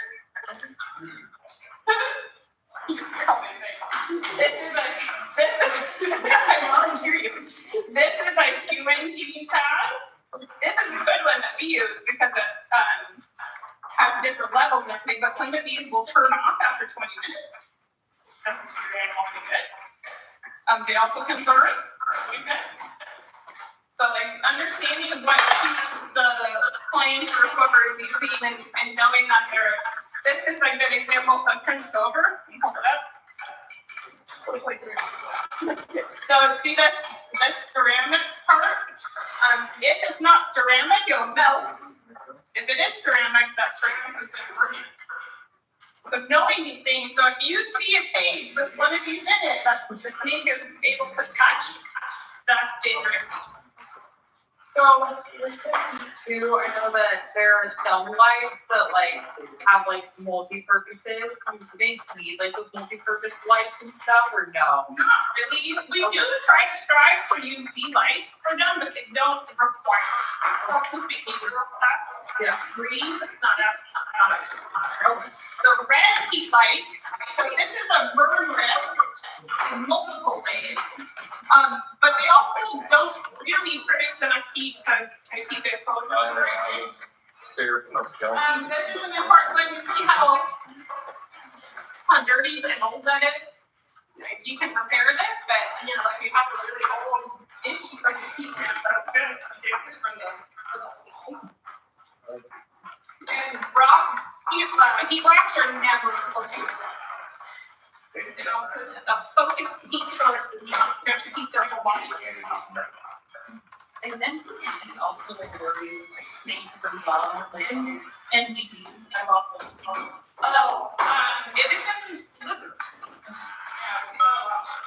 Well, so some of the lizards don't make their own vitamin D, so they can't catch it. Not so much the snake. Okay, so this is, we're gonna look at some case pictures, and there's a whole thermostat going around. In the half there, that, again, yeah, so this is a really nice thermostat. So if you see something that has one of these, like, wow, that's actually a pretty expensive thermostat, but it's going to be used incorrectly versus we're not gonna hold this one up. Hold that up. This is a plant thermostat. That's only like $28. The other one is $200. That's just a thermometer. So we use the cheap ones. So if you don't actually have to have the really expensive stuff to do a good job. Okay, so this is the same snake 1 year apart. So only once a month or once every 2 months. How long does it take that snake to get this malnourishment? Maybe not long. So if you snake for a month, does it matter? 2 months? 6 months? Not really. Like this is years of neglect. Does that make sense? So if you see a snake this skinny, holy, they've been neglected for a long time. Not like a dog that goes without food for a couple of weeks and real stays a long time. Yeah. So if a snake is skinny like that, can you just feed it? Or No, you have to So refeeding syndrome is a real problem with you guys. So when they come in, even your refeeding syndrome is where like your body, like the basics of it is your body uses up all everything that's left to digest. So by feeding a very emaciated, starving animal, you can push them over the edge. Like with horses that are really emaciated, you start with liquid diets and stuff. Same thing with these guys. So everybody always was like, I found a lost snake and they feed them right away because it's skinny. Don't do that. You're going to cause refeeding syndrome. Remember, even not feeding for a month, like we don't even feed them like more than once a month. Like you don't need to feed them at the rescue. You can see they're at the police station or the shelter. Like, don't worry about food. They don't need it. Yeah. So if we don't have like a specialty vet in our area that's able to like provide any kind of care for them, and we were to get like this like severe condition, I'm assuming it probably have to be like vets. Like We've got some links. okay. Yeah, and I don't have a consensus for that. Okay. That's actually one of the things that I'm gonna say, do not confiscate one of these animals unless you have a plan for that animal. Yeah. To support that owner and help them learn how to keep a better animal and be responsible for that animal. What are you gonna do then? We'll get to that though. Yeah, go ahead. We have to be done at 5. We're gonna run out of time. Fine. Go ahead. What heat one would be one that you want to also sounded like they were not good? We're gonna. I feel like it's skipping slides. Good question. So, in a big enclosure, we try to do belly heat and a basking spot, so that they can have different heat ratings. So whatever can accomplish that in a safe way. So these all have heat tape in it. The heat tape that I said starts fires. Those are in here, but I soldered the connections myself. There's more details that I can go into. But the main goal is that the ambient temperature of the enclosure needs to be warm. A little focused heat spot is in it. That's why heat rock. Yeah. Can mice be considered for cruelty with you guys, or? Not cruelty, but very common, and it does need to be. I would probably be willing to bet that every snake owner out there has had mice in their collection at some point. That common. We see it all the time. So not cruelty at all, but it does mean that there's things that can be changed to help get rid of those mites. The mites are really hard to get rid of. They get in the like wood of the enclosure and like so. It's actually rather fun problem. Not at all would it mean that the number is being cruel. It means they need help. Like that's when you email me saying, hey, this person needs to talk to you about how to get rid of the mites. Okay, so these are skin wounds. So this is gonna need husbandry changes and effect as well. So this is a burn. See the red kind of white shiny area. So that's a snake that sat on an unregulated heat tape that got too hot. That's like what a heat rock will do. These are where she just kind of rubbed on something sharp and wore off her scales. Most snakes, if that's happening, there's some underlying health concern that makes their skin not as strong as it should be. The same thing here. This is actually a laceration. So all of these need both medical attention and cosmetic changes. These are healed. So being able to see the difference between this is a scar that's healed. So see the difference? So snake scars tend to be kind of like they don't have a scale anymore, so it'll be a little bit of a different texture. So those guys are fine. They're gonna get better. Okay, so one of these animals needs a vet. Only one. Which one? I'll say my guy. The one with Yeah, the big one. this guy. Gold. Yeah, so they should be symmetrical. So they're not symmetrical. We purposely brought a boa that has a swollen face so you guys can see what it looks like. And he's like, yeah, he's happy, he's eating. Treatment's not working, so we're just gonna love him for being crooked, and it is what it is. So this is somebody that needs vet care, but you might find one like Leo who's here that has had vet care, and the owner's actually doing a great job, but it means you should question them, say, hey, what's going on? And the owner should have an answer to say, oh, well, here's what's happening, here's what I've done with that, blah, blah, blah. Or if they don't even know it's there, they say, okay, they don't know enough to recognize that. What's this one? That's a scrub python, they're pretty cool, actually. That's a caterpillar. That snake is like 29 years old or something crazy. So he's not sick, he's got a caterpillar. And if you see the other eye, looks exactly the same, it's symmetrical. What's this? Blue. Yeah, good job. So that's where that name in blue comes from. Their eyes look in blue. So she's gonna shed in a week or two. She's also a really big boa that eats big 2 to 3 pound rabbits. So she's got flat skin around her mouth. Okay.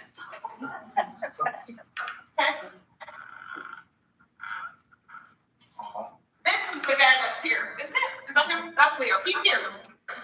He's been with us for years and years and years on all kinds of different treatments, and I just keep coming back. So this is what it is. Oh, and that's it. That one's here too. She's normal, Leo is not. So they need to be symmetrical. They need to. So this is a screen top nose rub. That's so deep he's missing the bone. This guy was euthanized because he had osteomyelitis and necrosis in the maxilla of his face. That guy was in a screen top for years, rubbing away. This is stomatitis. We'll see him later. We told you about that. This is a little abscess that we removed surgically. So none of these are like emergency situations. So these are ones where you need to ask the owner, be like, hey, did you know this is a problem? And then give them some of the references that we have with them for what to do that. So stomatitis is just a reminder to say, they might look okay on the outside, but inside the mouth could be a problem. So this guy should be able to close his mouth more. So this little triangle spot stays open for the tongue, but see how wide it is open? He gets closed more than that because he has stomatitis. He also is no longer with us, he was too sick. So this is all swelling and inflammation inside the mouth. So stomatitis is inflammation of the mouth. See it here? That's a healthy mouth. So can you see the difference? So her mouth is going to close all the way, and you'll see one of those things. What cause is like this flooding? So it's either gonna be like a bacterial infection combined with like gross substrate being stuck or trauma or whatever. But this one actually is a potential for norovirus, which we can't get into all that, but there are certain viruses that we have too. Okay, this is in a screen top. Well, she's got multiple problems. But what I want you to think about in this picture is that's 1 week later. Oh, 1 week. She's dehydrated because the screen top causes the convection, pulls the heat out. With the heat, draws all the humidity out. In this case, her substrate was also soaked in urine, which creates ammonia gas, which is caustic, and that's rising past her. So these open mouth breathing muscles can breathe inside the room, her job being burned by the ammonia. She also has a mice. And she's a little python that normally wouldn't perch. She's trying to get away from that pretty substrate. But 1 week later, look at how good she was. She just needed a bath. She needed a bed. This is an animal control sink. Last year? Can't remember. One of the officers brought this to us. That's the same day. Wow. So this is a stuck shed. She just literally, we took a bath, filled it up, with the same day. And you can still see she's got some wrinkles. So she's still a little dehydrated, just a little thin. Really not that bad. So if you see a snake like this, out here, over to the bath. Just add water. Like maybe water. It's really the first thing, Becca brought me a snake recently. The first thing we had her do, give her a bath. Not add food, it's give her some heat, give her a bath. Okay, this is not a retained shed, and I wouldn't expect you to know this, but this is, again, you're gonna recognize the skin is not healthy. If you look closely, it's a little bit kind of like deeper skin health, sort of, if that kind of makes sense. It almost has like a waxy appearance. It's more, the wrinkles are thicker, deeper wrinkles, does that make sense? But, this is actually a inclusion body disease, which is a pretty common illness, and this snake was, Kind of looks like it was embalmed. was what? Kind of looks like it was like embalmed. Oh, I know, yeah, like really not healthy. Yeah. And the difference between this one and those other ones is you can tell if they're like really thin, like, wait a minute, that's not just a relationship. It's from being in like too small of an enclosure or something. No, this is a specific contagious illness that's spreading by ants. Boas can be carriers for it for a long, long time, like years. Pythons tend to get sick and diarrhea. Okay. Oh, darn it. Sorry about the noise. This is a neurological snake. So this is also inclusion body disease. And sorry about the noise. And this one, what we're showing is that it can't right itself. And Becca helped me with this thing that we just took in, put it on its back, and it should be able to turn on. And this one was euthanized before we even let it go. Because it's so heavy, it should really easily, right? See how she just stays upside down? So posture, again. And if he doesn't, it's gonna get real loud. This is a snake coffee. Remember, they're really not very good at coffee. Okay. And so this is just to show that like, they can cough, but they don't have the diaphragm, they don't have the mucociliary escalator, but they can cough. He's not hissing, he's coughing. This is an Ouroboros. Do you know what that is? You see the, oh yeah, it's real. King snakes eat snakes. And if a king snake is under stress or a little bit too warm, they will accidentally hit their tail with another snake. And this is pretty common. But so if you hear somebody saying they're thinking of doing this, they're probably too hot and hungry and stressed. This guy, how do you think we got him to let go of himself? His tail out. 2 minutes later, he did it again. So we put him into a lot of cool down. But so example of husbandry being too hot, not too cold. This is that same girl again, remember, this is behavior. So a snake that should be hiding and should be down low is perching up high. This behavior tells you there's something wrong. This is pushing. So a lot of snakes, like retakes, will push on their door when they want to get out. So they might be puffing. But this is a husbandry chick. This doesn't even need that chick. It just needs to have sheep cover, have something to stop the pushing. This is just bumps and bumps, so they should be symmetrical again. This is a congenital spinal defect that's genetic, so it's a spine. This is a bone infection, so the bumps on the ribs, these are abscesses. Those need vet care. Those are the x-rays, but they're in different order. This is the spinal disease. The Cammy actually has had two of these guys for a while. This little guy is no longer with us, but we have another one. This is mycoplasma, probably infection. It makes the bones almost look like bone tumors. And that's what we removed from Toter. That little abscess. Okay. I keep talking about don't feed them. This is why. We cannot truly mimic wild and natural. It's just a joke to pretend that we can. A lot of people will claim that they do their exposure to mimic wild. It's not fair to not mimic wild.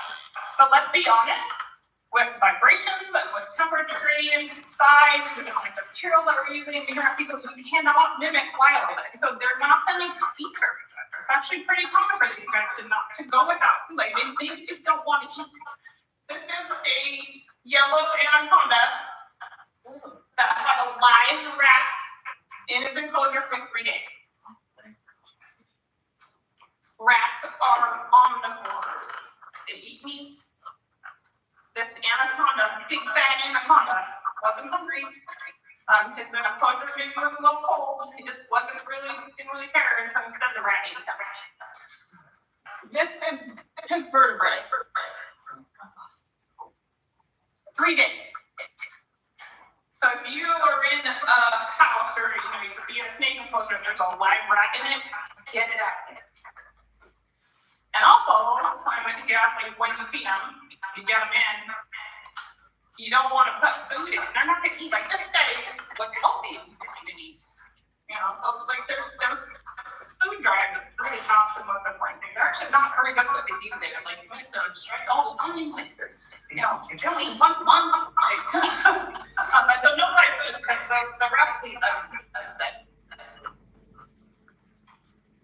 So these are some links to like kind of use to help people because honestly, there's nowhere for these animals to go. We're full. We have a few more spots open, but we're pretty close to full. So your goal when you intervene in a snake neglect case is to help coach the owner how to improve. If you confiscate that animal, bring it to the shelter, you're not going to really be able to do any better. You can maybe some well. Or it's going to be like we're back here, have to drive 3 hours up to Snake House to bring it to me. And we're full. So I want that to really hit home. We need to help the public take better care of their animals and keep them. Does that make sense? Yeah, way different way of thinking. So these are all just sort of resources for what you guys can check out. Okay, you got your tub somewhere. If you like snakes and you want to like volunteer to your colleagues to say, hey, I like snakes, if you get a snake call and you're gonna go help if somebody finds one, I highly suggest you set one of these up. I just either have it at a shelter or have it in your truck, have somewhere that you can grab it. Because it's actually, so open it, look around, you guys dig around in this, so you can see how we set this up. This is really easy for you guys to do. And so I would love for some of you at least to have something or like have, I don't know. Like this is not hard to set up. So we've got thermostat taped to this plastic in here, like here and there. So the basics, and you can have a small snake or something like this, or you can have a big tub. But if you find a snake that is in a really terrible situation, it's really easy to set someone up. And these are links on Amazon for where to buy these things. And this is that human one that you guys passed around. Actually, I really like those. So that's all you need to have a safe, potentially even long-term enclosure. I would rather have a snake living in a town like this than a green room. And remember, don't feed them. Food's on the list for the opposite reason. Okay, so I'm getting really low, so we do keep talking about like the hide. So this actually shows hook training with the snake. You guys can watch it later. It's on our YouTube channel. We train snakes like you do horses, where we apply what I call applying big amount of pressure. We apply a pressure to hook to apply the pressure. As soon as they go in the direction we want them to, we stop the pressure. And over time of repetition, they will learn to follow our guidelines, like beat mask where to go. So like Lilith this morning when we got her out, I wheeled to her door, said, "Come on out." She came out. So we don't have to pick her up. So they're actually really smart if you train them like horse. Keep in mind kind of all those things we learned about their behavior. Actually, pretty cool work. So a hug is just gonna be like this. It's just so like you don't know if they're awake. They might be hungry. Their hand is hot. Might look like smell like food, or so touch them with something that extends reach first. Hide is so that they can have somewhere to hide. Most snakes are going to want to hide rather than hide their life instead of vibrating. Walk your hands, take your time, give them a choice to flee, and give them somewhere safe to sleep.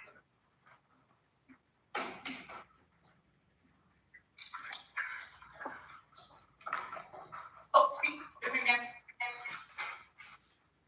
So positive stigmataxis is why they like hides. That's the feeling of safety or positive reinforcement of having pressure applied to your body. Temple Grandin discovered this for autistic people. A hug actually releases endorphins and helps them feel safe. Squeeze shoot for cattle, it's the same thing. So a hide does for snake. So if a hide is small enough that they can feel all around the surface of their body, they know they're safe. You're 20 feet long. Your head's over here. How do you know you're not safe? So a hide is how they and you can provide that for them. So if we have a scared animal, you want to show them? We will give them a hide, and then we will move them using their hide. Donovan is in a hide inside them because he's kind of scared. So if you are trying to catch a snake, grab a cardboard box and a ruler and direct them into the box so they can hide. You need to pick up the box. You didn't have to pick up the snake. So see the hide in there? So Tammy just picked the hide up today when we caught him. But he's in there because that makes him feel safe. The towel is basically the same thing. Hide. Gloves, I said that earlier, just makes your hands not look hot. We're not using these gloves to protect against their teeth because they're little germs that are going to go through them anyway. But we're not worried about their teeth. We're just making it so our hands are hot. Size doesn't matter. If it's over 6 feet, have a second person. Every 6 feet, That might be important. huh? Oh, I said that might be important. That's coming up soon. Okay, so now we're gonna go through the common snakes. We're almost out of time. Okay. I'm sorry. You guys are asking so many good questions. So the sort of who's who, kind of they're in groups, so they're kind of cool things to think about where they're from. So boas are from the Americas, and Anacondas are boas. Pythons are from Africa, Southeast Asia, and Australia, and they are very different. Colubrids are everywhere. They're all on every continent in the world. In general, though, if you know what class the snake is, or if you know what these species are that we're gonna teach you about, you can, for the most part, anticipate their behavior, because they are pretty standard. It's just like dog snakes, you know, certain dog breeds behave a certain way. Lizards are really fast and agile, boas are slow, pythons are nice. We are going to get live snakes out now. Yes. So if you want to touch them, you can, but they don't like their face touched. So be polite, like you're not gonna go right for dog's face, right? Tammy and Mirko are gonna walk around and show you examples of these specific species of snakes. So I want you to be learning how to identify what these snakes are, so that when you get a call for a snake, you can say, oh, that's a boa. I know exactly what it is and what's gonna happen. Make sense? Okay. So, and of course we don't have time to go over everything, so we chose the most common snakes. So there's gonna be some that you won't know. So we don't have any cobras just because we only do giants, and cobras are generally pretty small. But corn snakes, I always sort of feel like they kind of look like a kind of a smiley little guy. And then these are pretty typical patterns. They can be stringy and really long and thin. They move fast, generally pretty small. They're harmless. They're just like a little dorky, even from that. This is the milk snake. Milk snake, also lizard. They kind of look sleepy. So looking at the face is going to help a little bit. He might bite you if you scare him. What is that if he's a dog? He's little, right? I hope we're not helps. Pink snake. Oh man, look at how angry they look. So they're the angry face. Like they really look different, right? Does that face look crappy?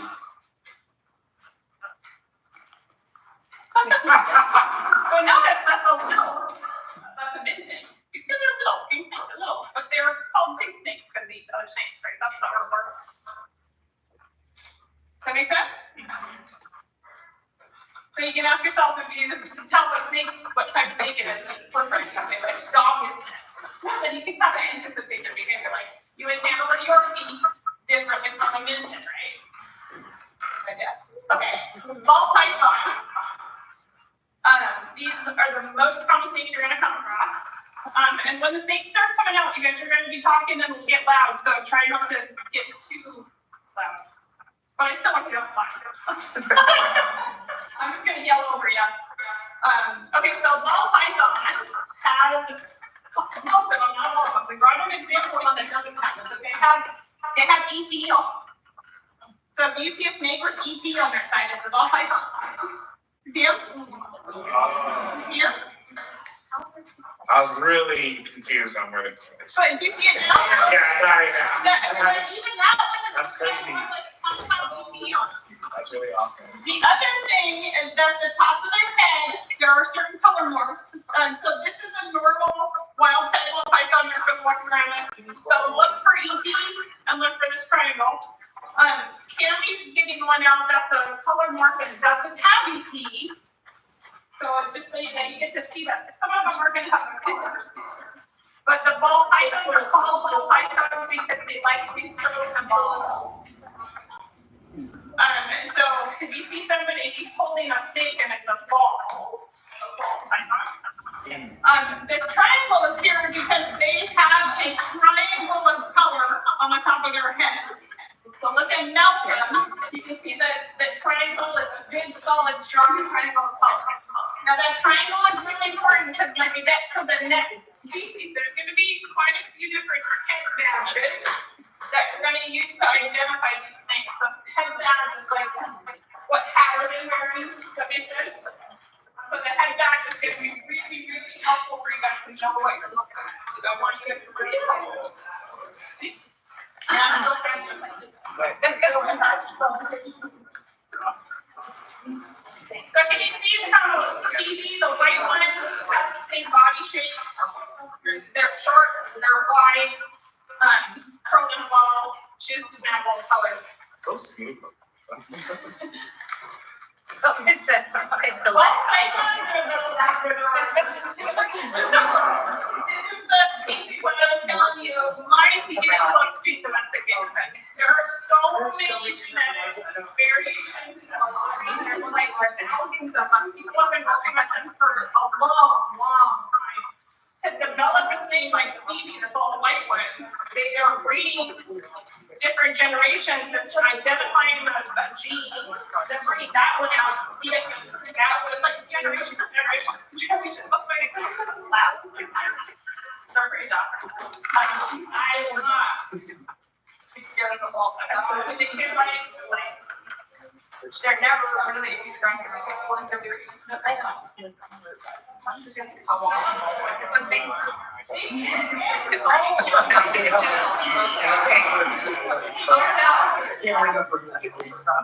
you're normal, Well, he stretched out for you and showed them how big he is. He's a fairly good size adult. Smell from? Yeah. oh, about them. I don't know, like, seems like maybe 4 feet, 5 feet, These are feeding them. Probably 4 feet. 4 feet. How old is Malcolm? He's pretty old. Malcolm is like 2006.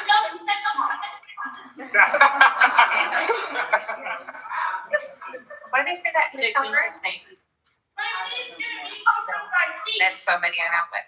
What size enclosure does he need? Give me what? He's gonna be 5 or 6 feet. What size enclosure does he need? Stevie has a blue light, let's see. 24 by. So you can do any gray, like 3 by 2 is up to 5. Probably the high one. 4 by 2 is the standard one. That'll get to 6 feet.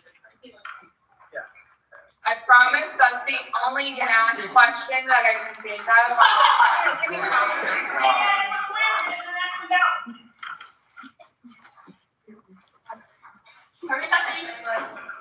She's two are gonna be running their butts off for the rest of the day.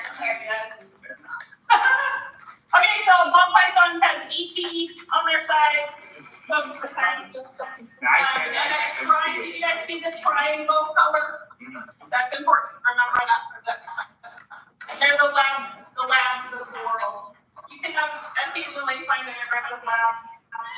It does happen, or usually they're like scared of interest, right? But pretty rare. Carpet pythons are next. Carpet pythons are from Australia and Papua New Guinea. They are very different. So we have 2 of them here. Craig and Sala are here.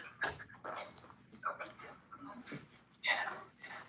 Okay, so remember I was saying the head badge is really helpful.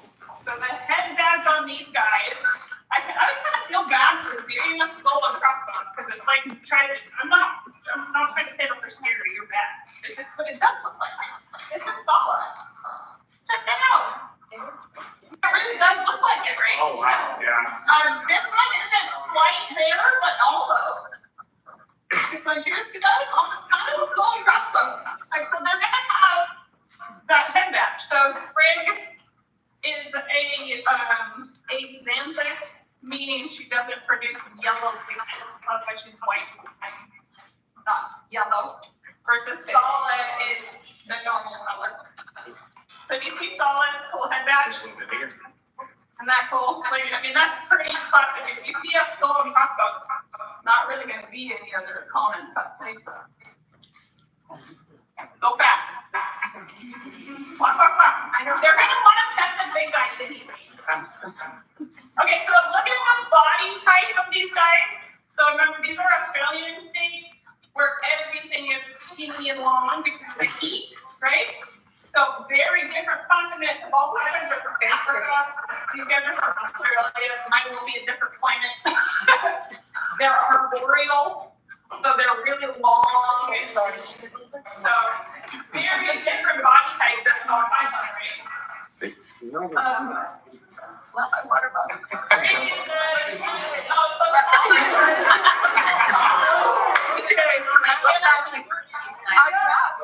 Doing that area. Remember, he doesn't have the S. I'm pretty good. Not lots of local industry. And then most of the snakes we brought are still in China. That's why they're here. And we have snakes at home.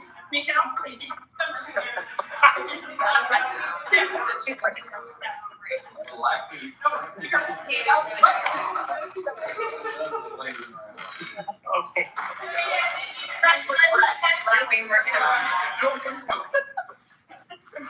They're very happy. Yeah, Like, it's it's like like, ready. it's fake, you're like, oh my god. Yeah, here. Yeah,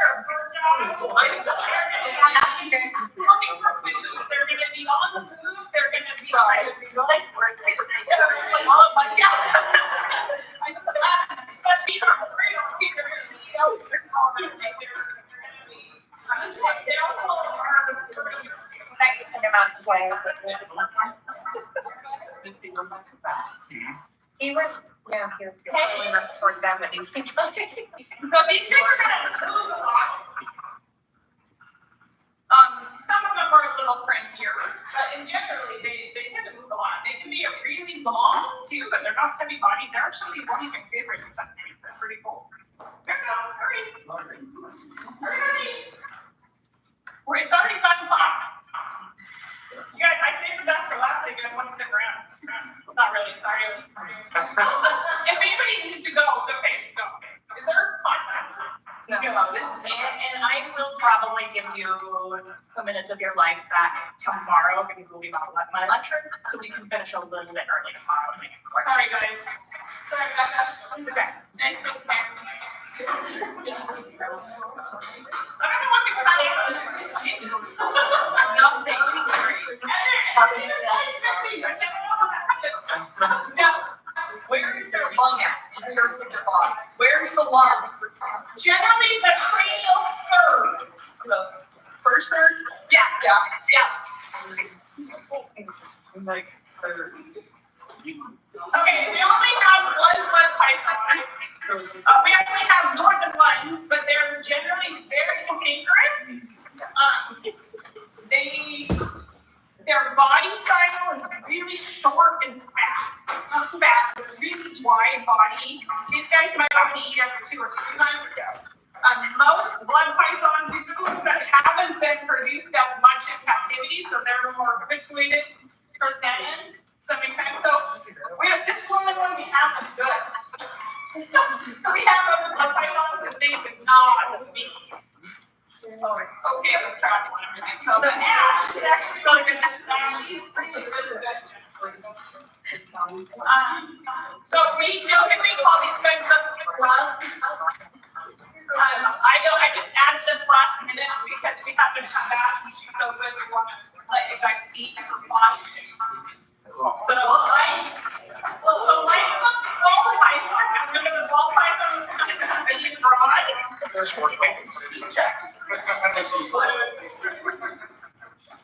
Yeah, for her kind of forward. But you see the body difference, the body shape difference, but it's really different. Like you should know it's that wide and that short. Might be a blood python. You're not a problem there. You're supposed to just have fast with courage. It's blood pythons aren't gonna walk further like you have anyway.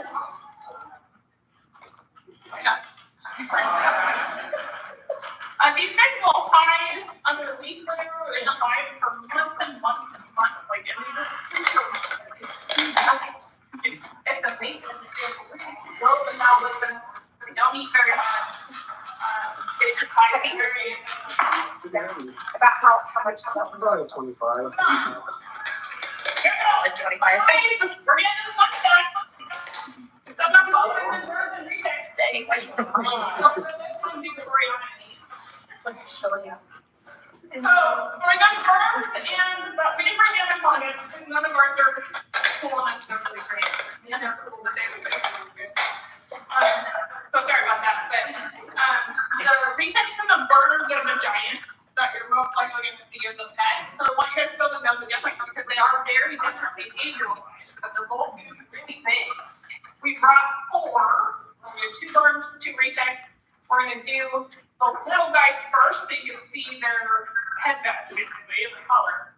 We're gonna do the big guys last, just because the big and are comfortable. Okay, so head guts. So remember on the ball python we said a triangle, right? This is a V. Do you see the difference? So, like, she still has a triangle, but there's a V on the outside of it versus the ball python doesn't have this V. I mean, it has a small line, but it's a real strong V. Hey, careful. Versus the retics have one thin line down the middle of their head. This is a retic. This is you see her little skin line. Okay. Like a mobile. Now, Eve, how old is he? She's 6 years old. And look at how small she is.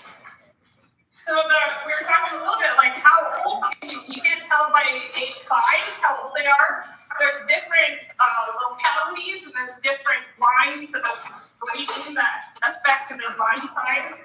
To some extent, feeding or overfeeding or underfeeding can change their size also. She didn't connect yesterday. And Ori is. You got some. So Ori is 7. Wow. So she was stunted, right? Because she was underfed. And so a 7-year-old bird could be 4 times the size. She should be way bigger, but she was underfed really Are severely. those vermis and retics similar size? Yeah, they can be. So the retics are the longest. Okay. Anacondas are the heaviest. Birds are second. And aprox are in there somewhere too. So she also has an example of an injury that I want you guys to notice. Her head has a scab. So she scratched herself on something in her enclosure. So if you see that, you want to ask your owner, like, hey, did you know that's there? What are you doing to treat it? So she's got some treatments already. It doesn't mean that, she's neglected or like, she's having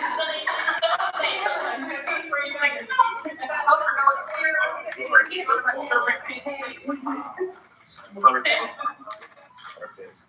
So generally, remember I said pythons are kind of variable in their behavior.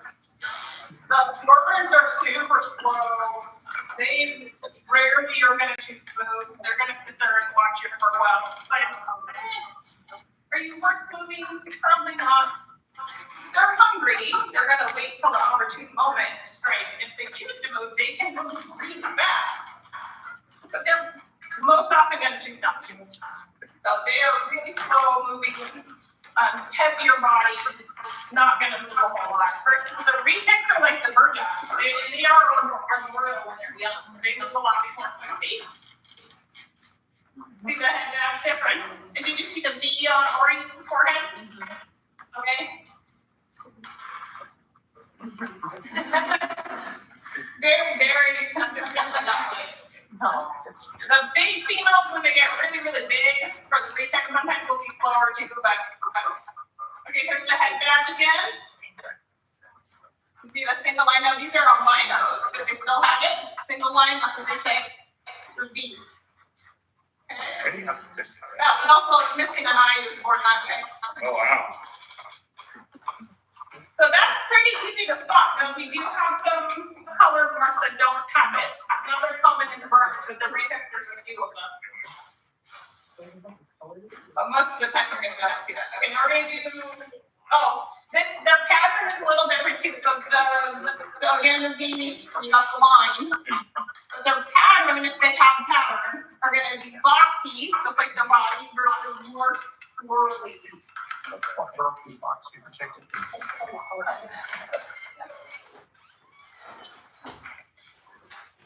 Good. Does that make sense?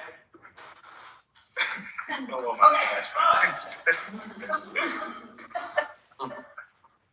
gosh.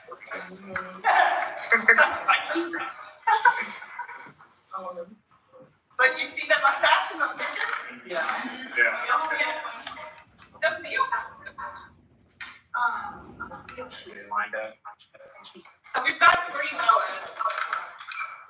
So we have Freddie. I don't think we should get her out. That's fine. We do have Freddie here too, because your girl's going, but I don't have a slide for her, and we're kind of doesn't have time, so. Janet, do you want to handle Bubba? Can somebody make sure the camera doesn't get knocked over? Yeah. So we do have 3 boas. Guess you're been promoted. Maybe give. Okay, so Okay, Harley is a locality boa, which is called a Hog Island, so her color is a little different, so she's an example that's not gonna quite match these. But you can tell you can kind of see her same characteristics, so like her tail still has saddles that we're gonna talk about. You can kind of see the saddles on her side. But she's an example of a boa that's a little different. Epic, so this is Epic, who has a swollen face. And so you'll see her face isn't swollen anymore. I don't get credit for that. Her cover, although I designed it. That's great. It took me years to perfect it. Like, if you go through Snakehouse, you can see which enclosure is like old, like which generation enclosure it is.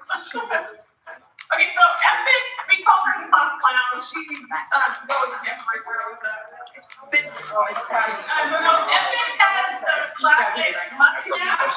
Somebody played it live, like it's Bill. Can I touch Oh, I'm well. Sorry, I made you that. I'm calling you. Stan. This is like only chance. Wait, so Epic is a really awesome example. I'm gonna double dip this in here. That's fine. She is beautiful. And then she has the perfect spots on the tail. So this is a wild type normal boa. So this is what they're supposed to look like.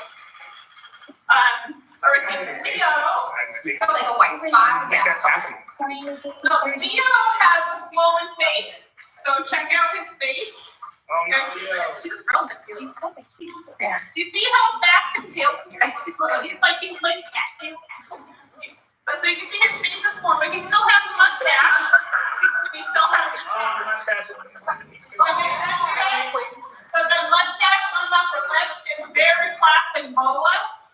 And the saddles, we're talking about these. I thought it was like a little foreshadow. And they really do call them saddles, but if you look at a boa, like, it's like, oh, wait, I'm so damn saddles. If you need to leave that stuff there, you But saddles are good. Okay? So notice the body shape and their size. Boas can get big. So a boa is an example of a snake that is very light. Not all of them. There are species of boas, but those are more expensive and less common. I stand my brother. The drill is gone. I love them.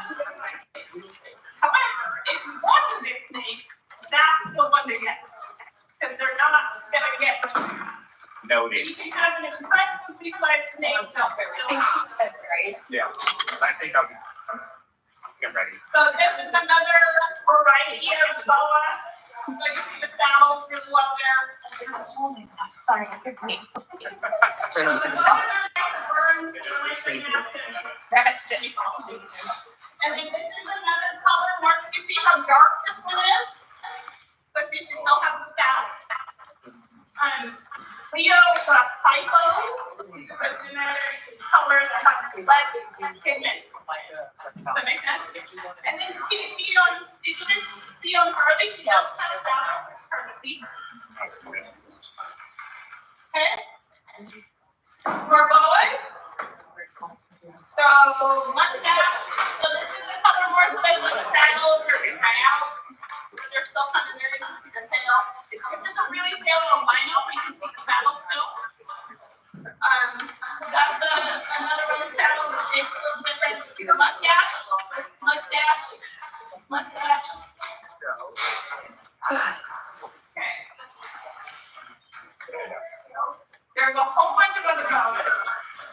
We do have a Duros boa and a Brazilian rainbow boa. You guys want to take the time to see them, or should we skip them?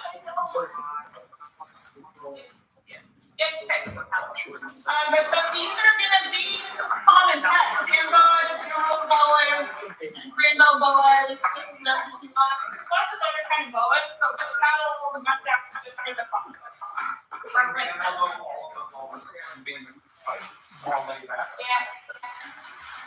The and in general, smaller communities, the more places they're gonna be. As of being here in a small animal, you need to be more careful. So you're gonna be more apt to get out of the way, right? Anacondas are super different. They tend to be, they're really.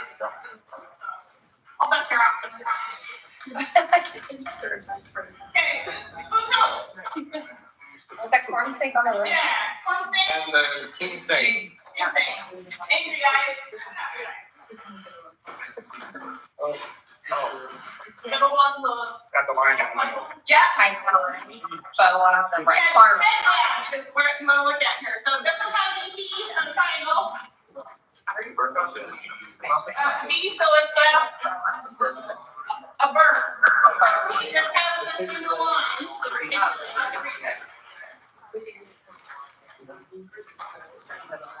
What are these? red tail on the right. See a single and a double. Is that a red tail on the right? Yeah, why do you know that? Because it's tail. Saddles? Right, yeah, because sounds. Yeah. Like, it Oh, same idea. You can see the saddles. Yeah. Does this one have saddles? Yes. Does this one have saddles?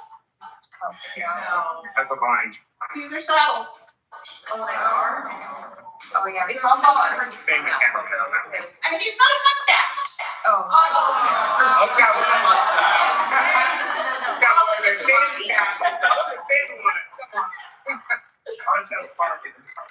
Yeah, so what tells you this one? Let's go ahead. What's this one? Saddles. Yeah, see the pencil thin line on the head? Yeah. Let's see. What's this? This one's a trick one. That one's hard to see. Yeah, good job, Max. Okay, what do we have here? So, what are these?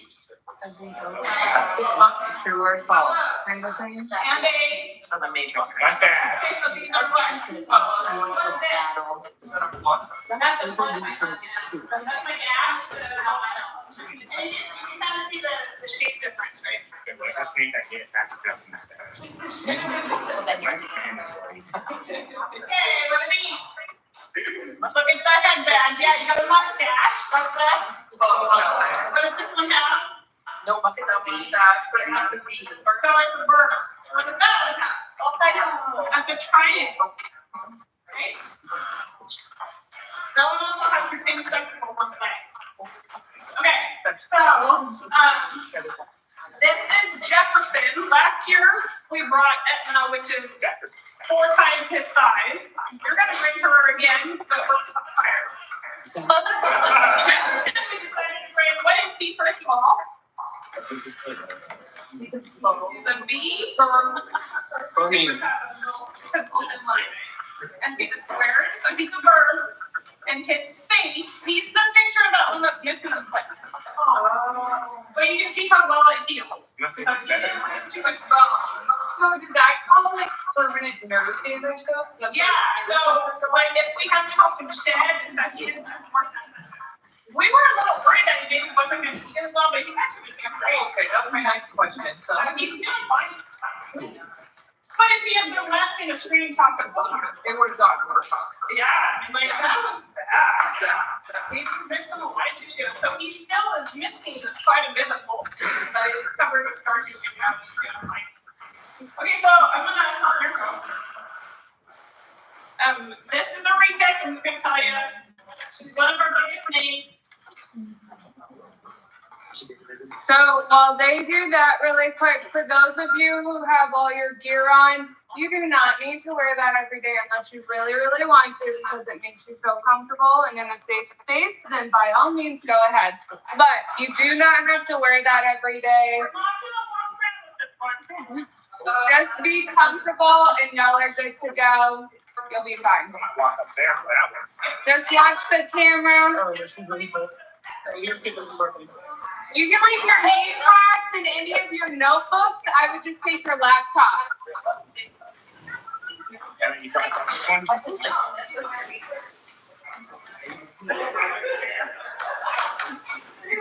this one.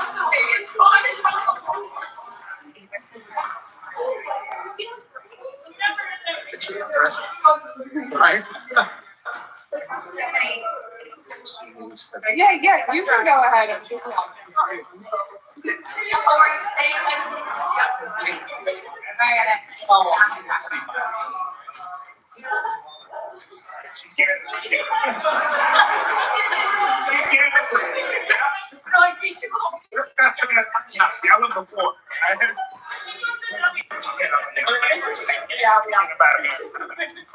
Nicholas, too much for you? Well, I'm so sorry.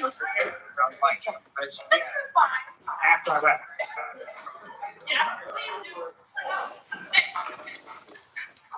Yeah, I'm definitely gonna say now. That one. No, I won't lose the mustache, man. Awesome.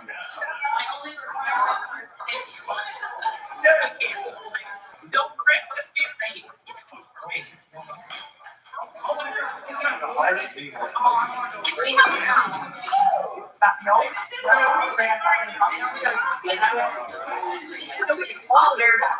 I should have enough.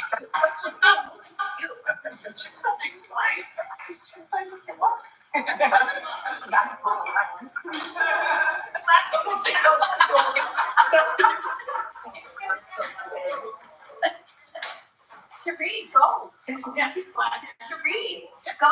Talking about I did. Did you? You don't know what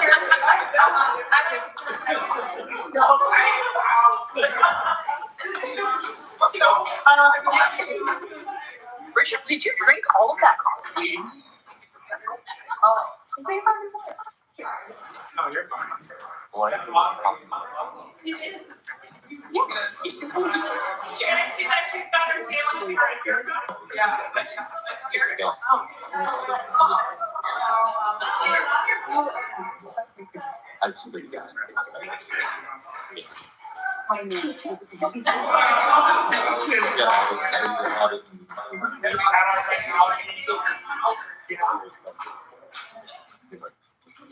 Like straight with a bigger.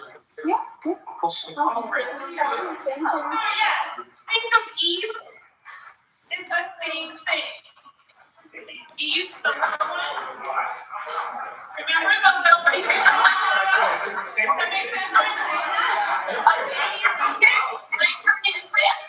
back to that question of like, if it's a baby, it's a baby. Should it be? How do you know it's going to be Eve versus her? I mean, sort of, the genetics sort of, but like, yeah, okay. Eve is really. I got a shake, unfortunately. They said it's smaller. Oh, you go. Yeah. I'll take mine so I can start here. And the building.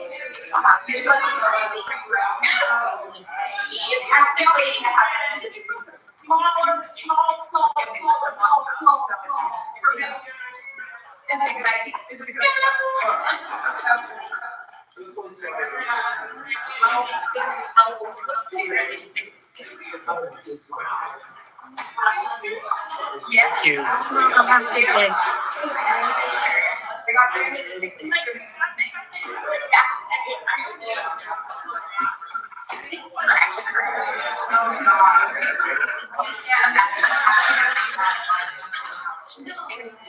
No.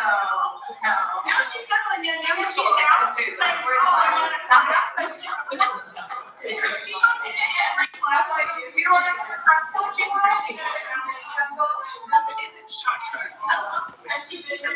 I think you should outrun this thing. But at the same time, you pretend Probably at 40 miles per hour.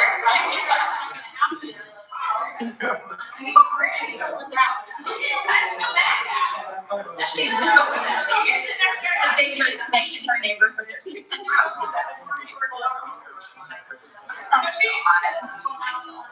That's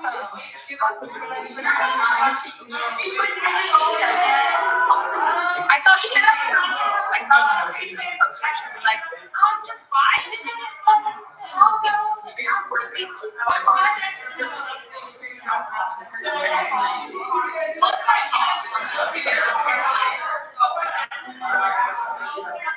And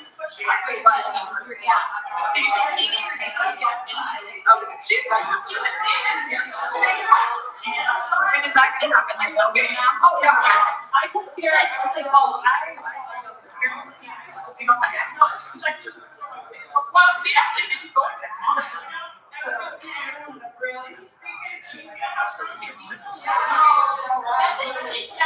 Right. So the Sarah, you say. And then we've all done our due diligence. But then you know what you're saying? That's Sarah. This is her first road.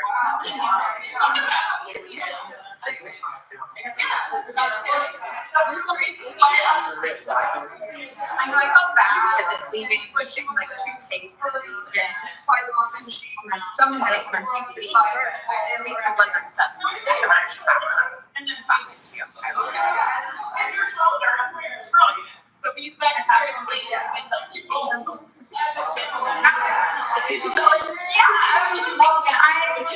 I got a picture. Something. I see. Sarah's always making like training presentations, and I was like, this would be good to have, like, dressed in full. And so we do this, like, we teach them. Classic part case. Yeah.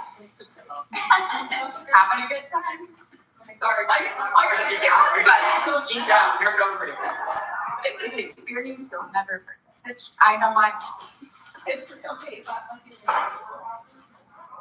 The trash was not that big in the house. She was gonna circle, yeah, they were like halfway, at least.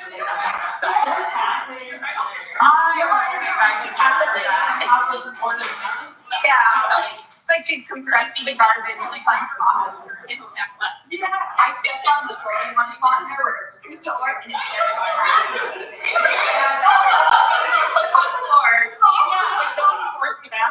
Yeah, that's where it was. Yeah. So that's why even members have to be part of that. It's customer floor. My stuff there. Like I said, I almost fell in that. I tried that suit the first time. They all need to be fired up. Yeah. I have to get steps in and you have to bring them with the first thing Oh, yeah. and just laughing and talking. Like, Dr. Very proud. Like I was like, hey, can you When I had that session, well, recently, the boyfriend were like, should we move your van for you? Can you get it? don't even send you started on the firefighter. Was the other slick, the ones that fire department over there, every time I chase that dog, they just, like they would come outside to watch. And then Like, you don't always say say, they walk when we get involved because you know if they did, they're gonna get it or something. you know, I think even being like, hey, Anita, if you're tired, it's like just like, And then you can just say, you know. normally we don't. No, but if you don't have to offer. Do you have your presentation? Yeah.